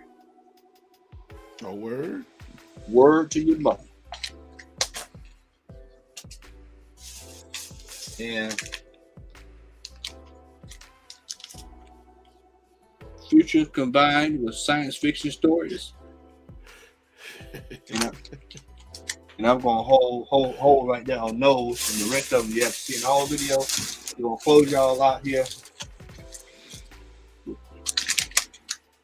Hulk 182.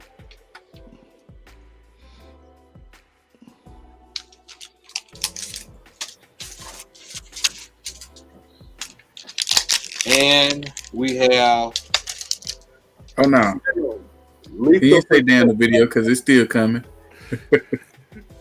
Gold. Lethal Protector number 1.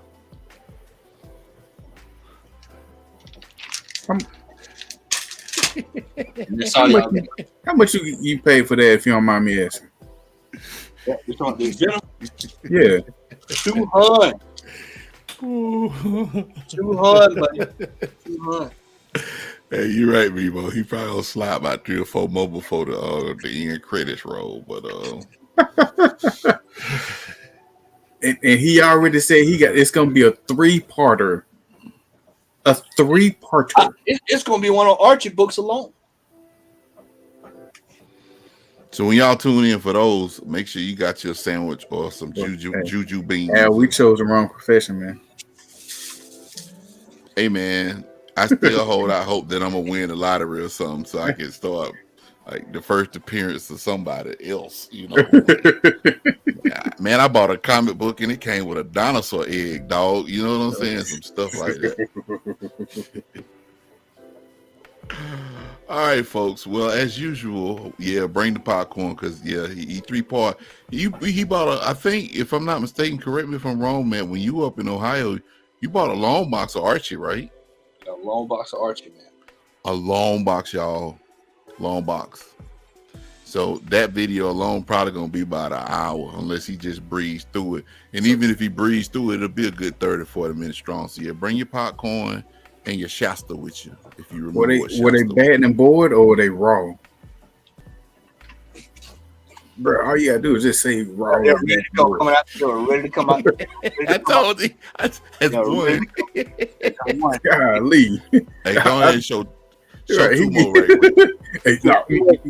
2 more for out. You want 2 more out? He already know. He know getting there where he done put them in my laws already, man. Oh no, these so good. So in such high grade from this dude, I ain't even want to touch it. I just left them like it was. Hey, do that one again. Put down back up. See, that's beautiful, man. When you get there's 300 on Archie alone, and they newsstands, bro. You see why I was asking that, Al? If they batting and board, that's 300. If they were raw, you remember that's how for the number of rides. Yeah. We went to days that time. Right. You remember I told her, I said, hey man, y'all better take them boards out. Yeah. What X is talking about, y'all? We went to Famous Dave's Comics up in Fayetteville. Was it Fayetteville? Was he in Fayetteville? Yeah, I think it is Fayetteville. Fayetteville, Rainbow Way.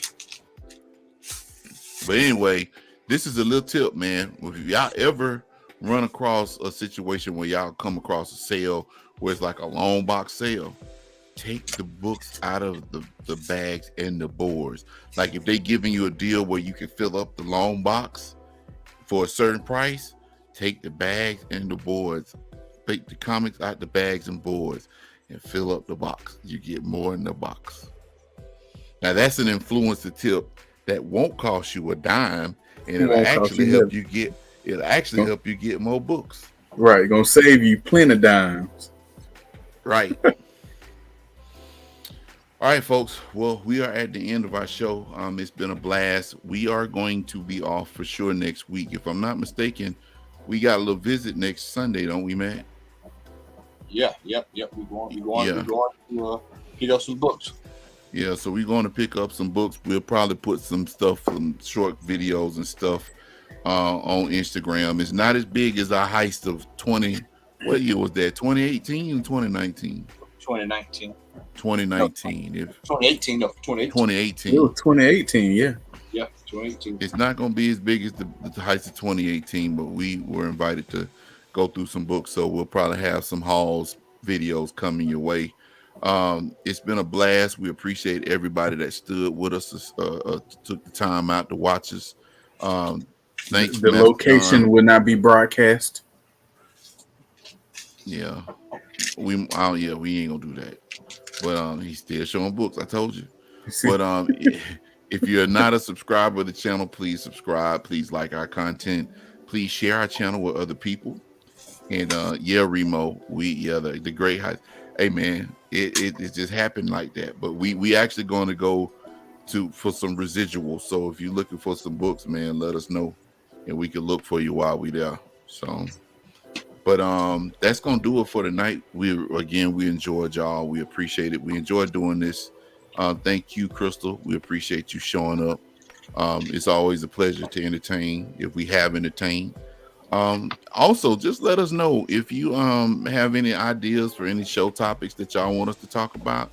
Just DM us at the Instagram page. You know, we are open to suggestions with pretty much anything. So I know the next couple of shows are going to be about them fighting games, and that's going to be a heated discussion. We probably have a panel of about 10 or 12 people that night, though, for real. No joke. No joke.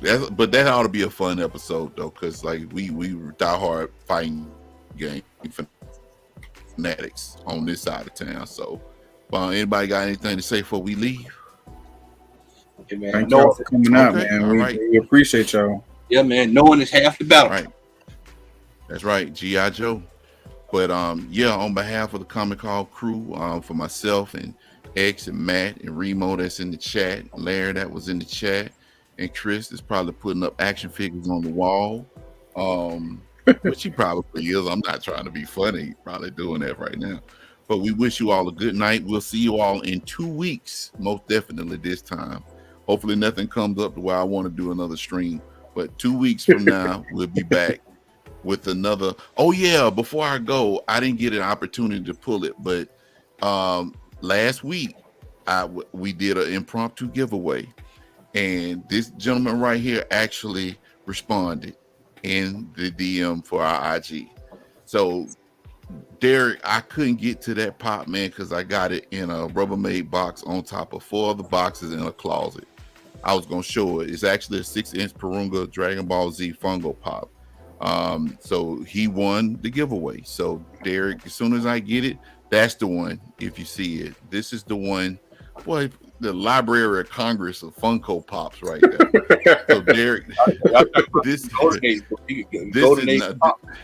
No, I don't think they got them, but that's the pop that you won, DT. So whenever I get a chance to get in there and pull them pops, I link up with Larry and I get it to you. So congratulations on that giveaway.